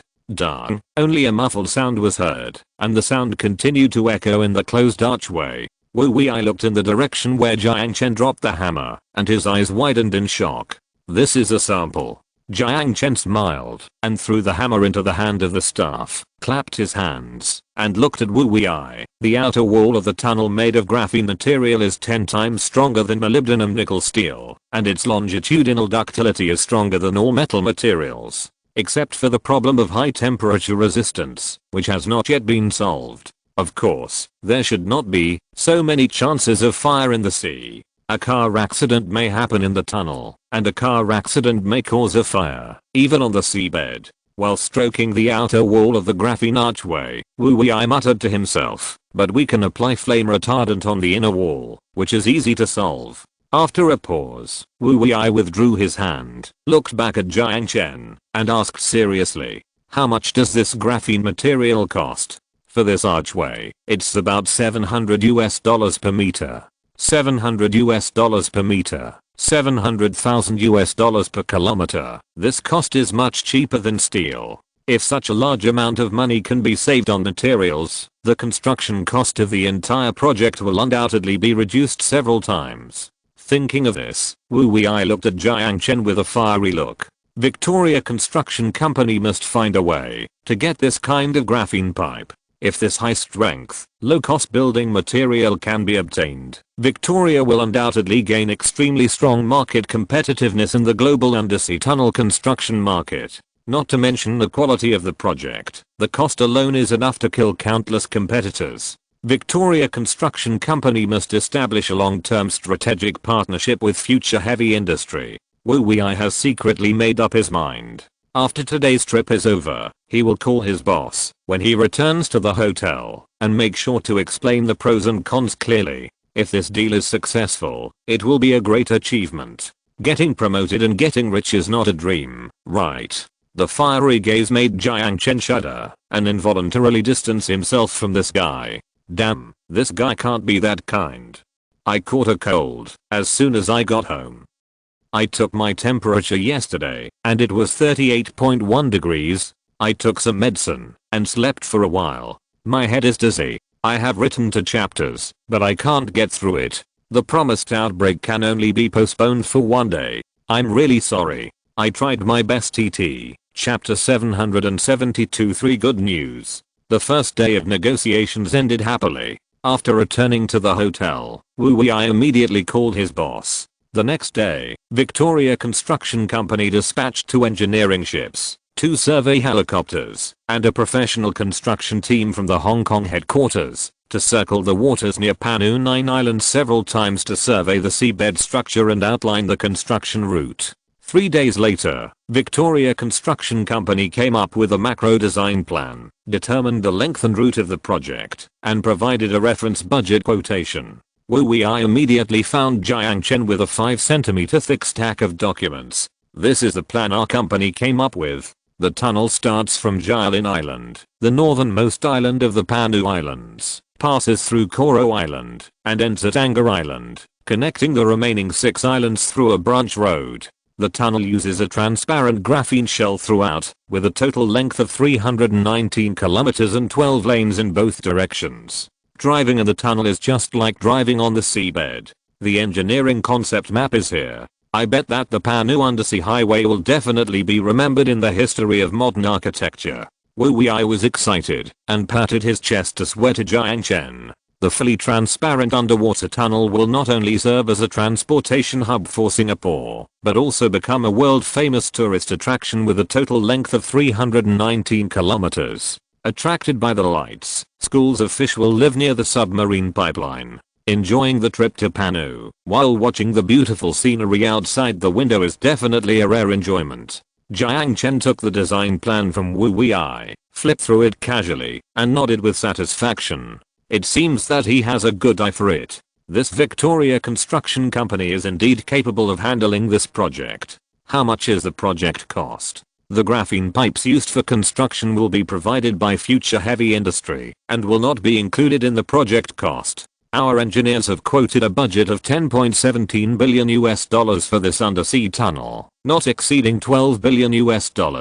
The average cost is about 200 to 300 million RMB per kilometer, which is already quite cheap. including the cost of future heavy industry. The total amount of graphene materials used in the project is only $500 million US. Very good. This project is handed over to you. I will send technicians from future heavy industry to temporarily join your project team as technical consultants for graphene materials. Jiang Chen signed the letter of intent and returned it to Wu Wei. Please give the contract to my CEO before tomorrow and start construction the day after tomorrow.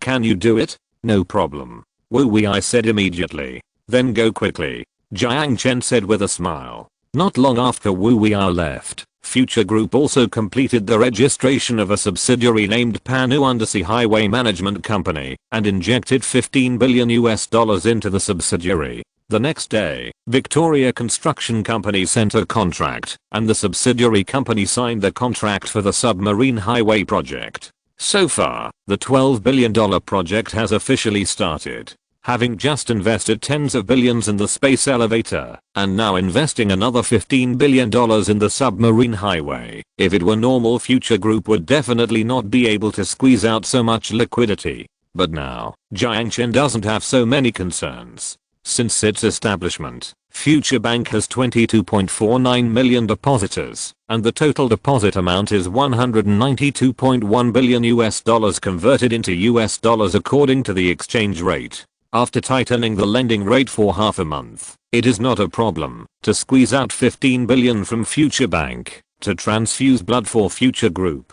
It can be said that Jiang Chen no longer has to worry about liquidity. Only when there is enough blood flowing in the veins can the commercial giant Future Group take the pace of expansion and run wildly, transforming the world at a faster speed. Of course, the premise is that there are no major operating mistakes. On the other hand, Future Bank is in the process of listing. If nothing unexpected happens, it should be successfully listed on the New York Stock Exchange in mid-May and issue 30% of its shares. According to the news returned by the CEO of Future Bank is now in the asset review stage. With this 15 billion loan, Future Bank's price-earnings ratio can be increased, and more money can be collected from the Americans. Just after Jiang Chen dealt with the undersea tunnel, 3 good news came from Future Technology. The first good news is that the virtual image animation production company has completed the modeling of the planet Gliese 581 grams. According to the data sponsored by the International Astronomical Organization, the surface environment of the planet Gliese 581g was restored at a ratio of 1:1.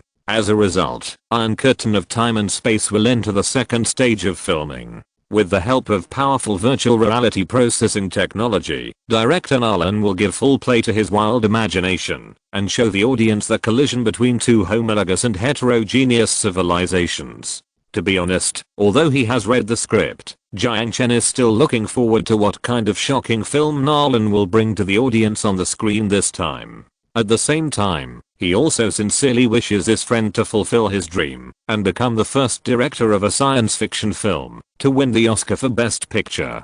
The second good news comes from Veracity. After several months of hard work, the game development department of Futureman Technology completed the production of the Veracity beta version. After integrating the famous Maxis game production company and the designers of Rockstar Studio. Although it is only a beta version, this program already has the scale of a city. Satellite images of many major cities such as Shanghai, Guangzhou, New York, London, and Paris taken by the Xiaonan X1 satellite were analyzed and composed by intelligent programs, and more than 100 technicians completed the modeling of Veracity. In addition to having a wealth of basic buildings, tens of thousands of building plans for users to choose from, and a new city task system designed by Rockstar, while filling the social needs of users, it also provides users with rich game content. At present, Veracity has opened a total of 100,000 places to users in many countries around the world, which is considered as the internal test qualification of this social software. If there are no major problems after the test, this Veracity will be logged into the Phantom Helmet in the fall for users to download. Jiang Chen can be said to be very satisfied with this Veracity. Ninghua Jian, CEO of Futureman Technology, perfectly restored his original idea. The only regret is that the GTA 7 that he has been looking forward to may be postponed indefinitely.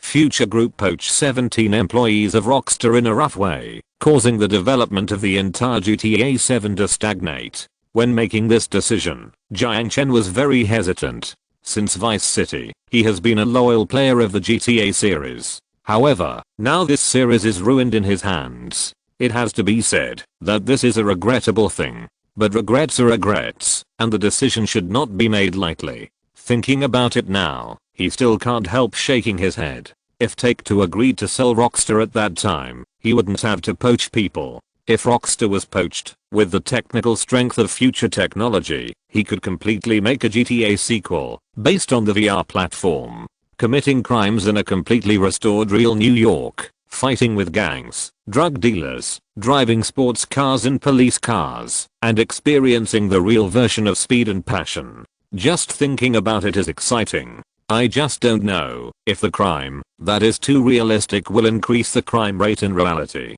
This is not what Jiang Chen could have expected. Chapter 773 VR game is online. The last piece of good news is about the Phantom helmet of Futureman Technology. In early April, Futureman Technology held a special VR game industry summit at its Silicon Valley branch in Los Angeles, inviting hundreds of well-known game manufacturers around the world to sign a VR technology sharing agreement. As early as the beginning of last year, Futureman Technology opened up VR software development tools at the request of all parties. However, due to the lack of supporting training institutions, major game manufacturers have made extremely slow progress in porting their games to VR platforms. In addition, except for major manufacturers such as Microsoft, Sony, Sega, and Ubisoft, almost no one has the financial resources to rent a supercomputer as a server for their own games. It is precisely for this reason that until April this year, there was still no large-scale VR game on the market except God-level Continent. But now this situation will soon end. According to the signed VR technology sharing agreement, Futureman Group will send technical consultants to major game companies to train a group of technicians who can skillfully use basic VR development tools. And Futureman Group will hold 5% of the shares of these game companies participating in the agreement in the form of technology shares. This 5% stake will enable Futureman Technology to obtain a seat on the board of directors of each game company. However, Future Group promised to exercise only limited voting rights on the board of directors. At the same time, in the latest update of the Phantom helmet, the VR game icon was added to the menu interface. Although it is currently just a black frame, it will only pop up a message "Stay tuned" after clicking it. The positioning of VR game is similar to Steam on PC, and users can purchase games through VR game. All companies that join the technology sharing agreement will be eligible to join VR game. For games sold by other companies, Future Technology only charges 20% of the total sales as channel fees, and charges relatively low rent, based on the server resource usage.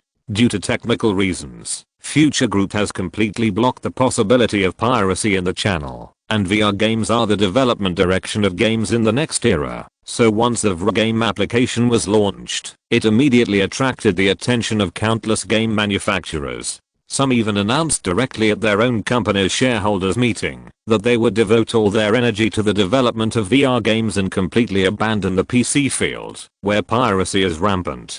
At the same time, the launch of VR game also gave Chinese game manufacturers hope of rising.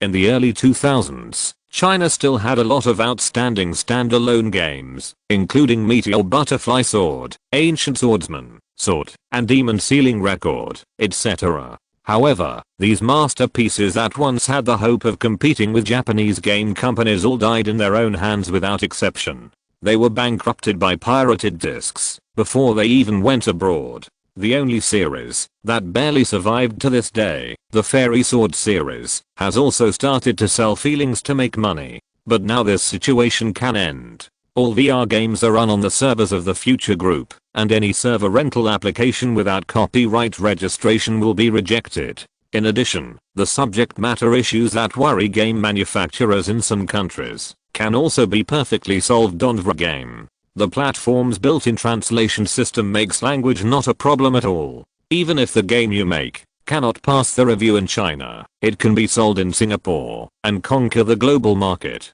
The loophole in the Phantom helmet also allows players in other regions to buy games sold in Singapore over the wall. In other words, as long as your game is good enough, even if it is sold in Singapore with a population of only 100,000, sales can still exceed 100 million. Can those people from the incineration department go to Singapore and burn your servers? According to the WTO's regulations on virtual products and services, there is no tariff exemption when selling games across borders, so there is no tax evasion. It is foreseeable that in the next few years, a number of high-quality VR games will emerge in the Phantom helmet, and the unique pattern of Futureman technology will be transformed into a pattern of letting 100 flowers bloom. Microsoft Game Studios, referred to as MGS, is a wholly owned subsidiary of Microsoft, developing and publishing games for Windows-based personal computers and Xbox 360 game consoles. Its game development covers multiple fields from RTS to RPG, and its representative works include the well-known Age of Empires, Fable, Rise of Nations, Halo, and Freelancer.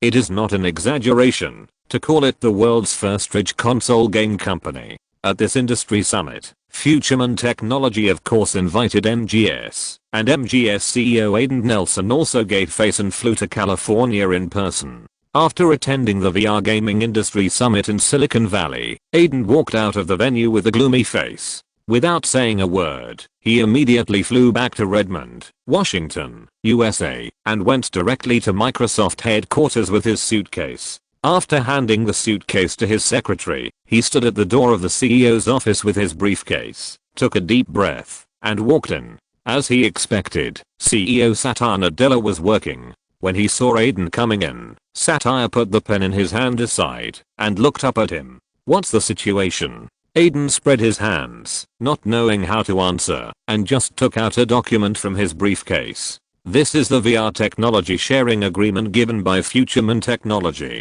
The fruit they give is very sweet, but the conditions." After thinking for a long time, Aidan uttered a word. Very harsh. Satya seemed not to hear what his subordinates said, took the document, and flipped through it, and pushed his eyes on the bridge of his nose. Half an hour later, Satya put down the document in his hand, picked up the pen on the side, and signed his name at the end. Not bad. Satya looked at the name and swallowed. Do we really want them to control MGS? Even though it's only 5% of the shares. Think about it from another perspective. Giving up 5% of the shares will keep MGS alive. This is also a good ending. Satya snorted and shook his head with a smile. Giving up 5% of MGS's shares is equivalent to spending $500 million to join this agreement. Only $500 million can be exchanged for the possibility of entering the field of virtual reality. This deal is not too bad, no matter how you look at it. What's more, Microsoft doesn't have many choices. The launch of VR equipment is like an industry reshuffle. In this reshuffle, even a small workshop with a market value of $1 may become a company with a market value of tens of billions that dominates the VR game market in the future. It is certain that those small-scale game manufacturers must have signed without hesitation. If Microsoft hesitated at this time, MGS might even be left behind by those small companies in the VR field. What's more, in the agreement, Futureman Technology also promised to make certain compensation for companies with high market values. This compensation is mainly reflected in the inclination of training resources. Large companies have richer talent reserves, and Futureman Technology will also send more technical consultants to help them familiarize themselves with development tools. Anyway, we are all family. MGS's next strategic goal is to port Minecraft to VR games. The only requirement is to occupy the sandbox game market and get ahead of all other companies.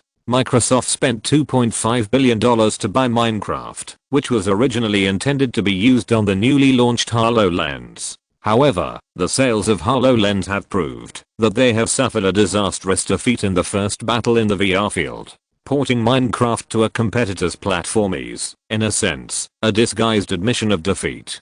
But from another perspective, this is also an option. After all, it is not a wise move to fight to the death with the Futureman Group, which has an absolute advantage in VR devices. But, is this really a good idea? Picking up the agreement and looking at the expressionless face of the group's CEO, Aidan finally couldn't help asking, Is this really a good idea? Chapter 774. Is this really okay? Is this really okay? Zha Xiao and Ning Huajian both asked Jiang Chen the same question at least once. However, Jiang Chen's answer was straightforward. Although it was not professional enough in some places, it still convinced these two capable subordinates in the overall situation. If we rely on just one company, we will never be able to finish the VR pie, even if we spend 100 years. In this case, we might as well invite more companies to join us, make this pie bigger, and then we will be the one to cut it. In large-scale online games, we still maintain an absolute monopoly. Using quantum computers to provide online services for games, most game manufacturers can only afford limited online functions, and it is impossible to achieve the scale of God-level continent. Strategically, I prefer to continue the strategy of Future Man 1.0. Give up the various small and medium-sized games, focus on occupying an absolute monopoly in the high-end game market, maximize user stickiness, and then develop surrounding markets, such as live broadcasting, such as esports. And most importantly, we have the world's only quantum computer as a server. Unless they spend a lot of money to lose money to rent NCSA's servers, they will never be able to do without us. Their operating costs are always in our hands. We only need to maintain our advantage instead of kicking all our opponents off the track. After determining the next strategy of Futureman technology in the field of VR, Ninghua Cheng immediately began to set up the VR-game project department to complete the development of VR-game. On the other hand, the technical consultants sent to various companies have also been selected. All technicians sent abroad must replace a stricter confidentiality agreement to ensure that they will not be poached. After returning to the company after the 1-year training period, these technical consultants sent abroad will be given a salary increase and promotion as compensation for working overseas. Putting the matter of Futureman technology aside, the application submitted by Futureman Group to the United Nations for the establishment of an Antarctic scientific research station has been approved. The application projects temporarily include 3 items: polar geological structure exploration, hydrological environment exploration, and research related to combustible ice. The review process is actually very simple. It is submitted by the new country, a member of the United Nations, and it can be passed by following the procedures. After all, for member states, the United Nations has little binding force. As long as it does not cause substantial impact on the ecological environment of Antarctica, any country can establish an expedition station in Antarctica. The premise is that you have the technology and budget. At the end of April, Jiang Chen returned to the end of the world to replenish the granary. At the same time, Linling excitedly reported to him a good news. The Garden of Eden, which had been under construction for almost 2 years, was finally going to be completed. The completion of the Garden of Eden meant that the production of food in the end times could be self-sufficient. The biosphere, which was completely closed to the outside world, would become the real Garden of Eden in the end times. Under the leadership of the NAC, it would draw nutrients from the wasteland, rebuild the pre-war prosperity, and sprout the buds of civilization. The survivors on the mainland would also face a choice that they had to consider. Should they go north or south? It is foreseeable that in the near future, a North-South war to establish the ruling power would inevitably break out between the new Asian Cooperation Organization, NAC, led by Marshal Jiang Chen and the Northern United District, which claimed to be the Orthodox PAC. It was for this reason that, even if Suzhou and Hangzhou province returned to stability, the military government did not cut orders for military industry. The expeditionary force that occupied Yuzhou would continue to move south, integrate the survivors in the hinterland of the Pan-Asian cooperation, and jointly deal with the threat from the north. Before returning to the present world, Jiang Chen paid 2 days of public grain as usual.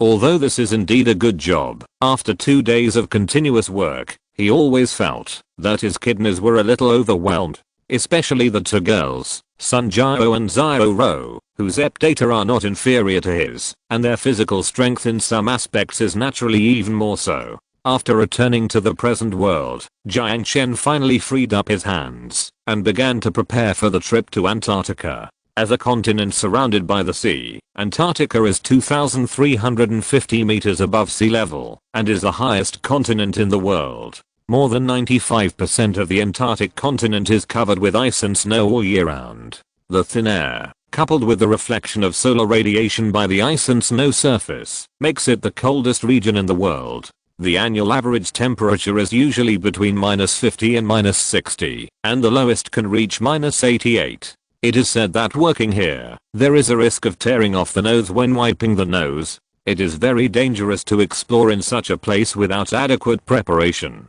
In addition to a polar research ship purchased from a Chinese shipping company, Jiang Chen also prepared a lot of equipment for dealing with extreme cold weather from the end of the world. For example, constant temperature tents, snow melting agents, ice breaking bombs, and dozens of hummingbird drones that can adapt to various uses in low temperature environments. There were more than 20 people in this group, who went to Antarctica to establish an expedition station, including soldiers from starring trade, scientists, and civilian adventure enthusiasts. Considering the main purpose of this trip to Antarctica, the soldiers from starring trade accounted for half of the total number, and no one knew whether they would encounter any danger in that fortress. In addition to these 20 people, Jiang Chen also brought Garrett with him. As for Asia, Jiang Chen did not let her come with him, but asked her to instruct the ghost agent's men to keep a close eye on Rothschild's movements. It is impossible to go to Antarctica without being noticed. Jiang Chen's intuition told him that Rothschild, this troublesome old friend, must also be paying attention to this code book. After the military operation in Kenya, Garrett, a transformed soldier, was incorporated into the Sea Lion Special Forces of Starring Trade, and served as the captain of this special force. All soldiers serving in the Sea Lion are elites in Starring Trade, and they have been strictly examined in terms of combat effectiveness and loyalty. These war machines are not only equipped with a large number of high-tech weapons, but also have nanochips implanted in the spinal nerves, which can achieve quick tactical command through retinal imaging. When Jiang Chen called him through Ivan, he looked at Jiang Chen blankly and directly expressed his confusion. Going to Antarctica? What's there? To protect the scientific expedition team. Hearing this, Garrett's expression became even weirder. It was the first time he had heard of such a weird thing as sending special forces to protect the Antarctic research station.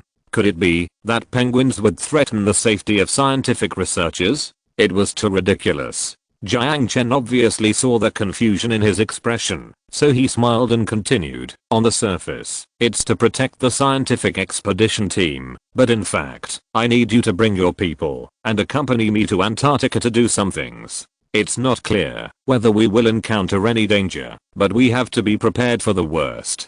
Garrett's expression was stern, and he restrained his contempt for this trip, and immediately stood at attention. Is there a mission briefing? The content of the mission is top secret. I will tell you when we arrive at the destination. After leaving this sentence, Jiang Chen stood up and walked out of the military camp.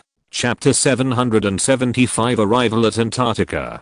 The ship is 150 meters long and 20 meters wide.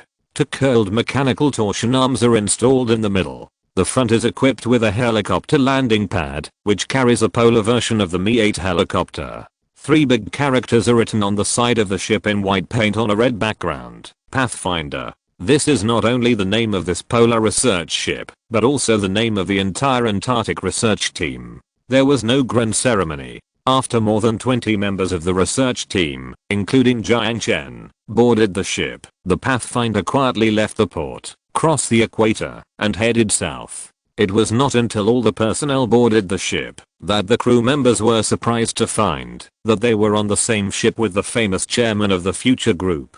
My name is Jiang Chen. Obviously you all know it. You just work normally. I don't have any other intentions on the ship.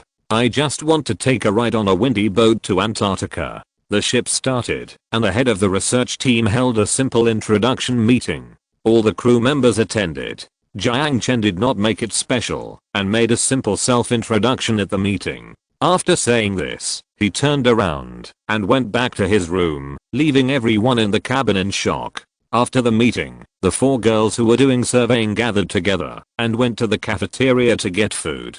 On the way, the 4 girls quickly started gossiping. Hey, is he the real Jiang Chen? The one on TV? The chairman of Future Group, who owns several large companies with a market value of hundreds of billions. But why is he on our ship? A female recorder covered her mouth and widened her eyes in surprise. On the same boat with the chairman. My god, this is simply the development of a Korean drama. Another girl said with little stars in her eyes. Wake up, Kian. It's time to take medicine. The best friend standing next to her handed the lunchbox to her seriously. Hate it. Go to hell. The girl called Kian blushed and slapped her best friend hard. From the equator to the South Pole is nearly 10,000 kilometers. At the maximum speed of 18 knots of the Pathfinder, the trip will take about 2 weeks. It was not until then that Jiang Chen realized what a wrong decision it was not to bring Aisha with him. With Aisha by his side, he would at least not have to face lonely and boring nights. Unlike now, his only fun all day is to lie in the bedroom with a phantom helmet and play online games using the Wi-Fi of the quantum communication satellite. The number of female creatures on the entire expedition ship is pitifully small. First of all the soldiers of the starring trade are men, and secondly, these scientific researchers who were born in engineering are basically all men. The only 4 female researchers are quite interesting to him, but Jiang Chen has no interest in communicating with them. Playing online games and blowing the sea breeze along the way, the time passed quickly. Although he has an administrator account, Jiang Chen did not use it. He just registered a wretched archer and played from level 1. I have to say that this way of playing is quite fun, especially when someone is pretending to be cool in front of him. He secretly opens a cheat and draws out an enchanted arrow to kill instantly. This feeling is so sour and refreshing. After playing for more than 2 weeks, Jiang Chen met several interesting netizens, but he never revealed his identity. When the Pathfinder approached Antarctica, he probably put the game aside and had no chance to play it. In the last 3 days, the temperature began to gradually get colder. When floating ice began to be seen on the water, the Pathfinder expedition team was already very close to Antarctica. Even with Jiang Chen's physique, he couldn't stand it anymore, so he honestly changed into thick winter clothes. These winter clothes are all produced by the 6th Block Garment Factory. They look similar to down jackets, but they are stronger than down jackets. The sponge-like cotton blocks are sandwiched with warming threads, and the temperature can be adjusted through the touchscreen on the bowl. When the clothes were distributed, the scientific research personnel loved them and wanted to put them on the spot. Every time I go to the polar expedition, it is a nightmare. I wish my nose would freeze when I have a runny nose, no matter which country's research station I go to. But if I have this winter clothes, although the snot will still be frozen, at least the body will be much more comfortable. Fortunately, there were no difficult glaciers along the way. The Pathfinder bypassed Scott Island and sailed smoothly into the Ross Sea, heading to the Hallett Station in the United States for a simple supply. In principle, these research stations do not sell supplies to the outside world, but there are always exceptions. Captain Marshall Keller was obviously not the first time to go to Antarctica, and he was very familiar with the situation here. Here, helping each other is an unwritten rule. The sea surface is prone to ice, and anyone may encounter a situation where the supply ship is late. If you have extra supplies on hand, selling them to others is equivalent to saving someone's life. Of course, the price may be a little more expensive. After completing the supply, an American rat as sickly as a polar bear lay on the railing and greeted the people on the ship. Hey, guys, where did you get your clothes? I mean, wearing such thin clothes, aren't you really cold? When he shouted this sentence, he used an Ohio accent. It happened that there was an immigrant from Ohio in Jiang Chen's expedition team, so he laughed and shouted, haha, don't even mention the cold, wearing this is just like wearing an air conditioner. While saying this, the Ohio man also pulled the logo on his chest to show off, fearing that his fellow villagers couldn't see the brand of his clothes clearly. On it, there were 5 big characters printed, Future Light Industry. Well, these 5 big characters were printed by him at the clothing factory in the 6th block. However, this so-called Future Light Industry is still in the conceptual stage. Jiang Chen has been hesitating whether to enter the light industry field, which is not so profitable. The man standing at the Hallett research station smacked his lips and looked at the clothes of the new country research team with envy. Although he could not recognize Chinese characters, I'm afraid that there is no American who cannot recognize the 3 characters Future Man.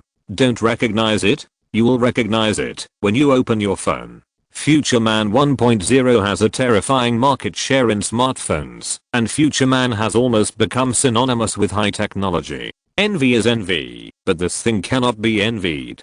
Looking at the Pathfinder leaving, he shook his head, moved his legs buried in the snow, and walked towards the hut. If you are going to explore the poles, most tourists will choose the Ross Sea as the landing point, because this is the southernmost sea area that ships can reach on the Earth, and it is also the traditional route for humans to reach the Antarctic continent and the South Pole by ship. However, Jiang Chen and others are not going to challenge the world's pole, but to explore the treasures of the Third Reich.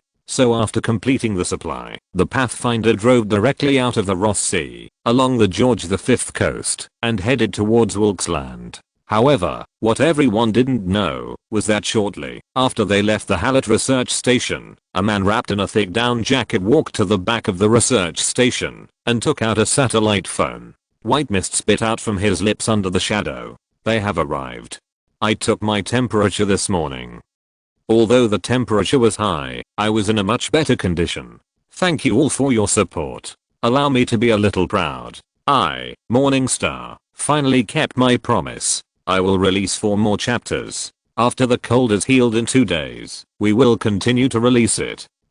So, allow me to weekly ask for monthly tickets. Our monthly ticket list has been exploded. Brothers, please support us. If you really don't have any votes, at least add our official account.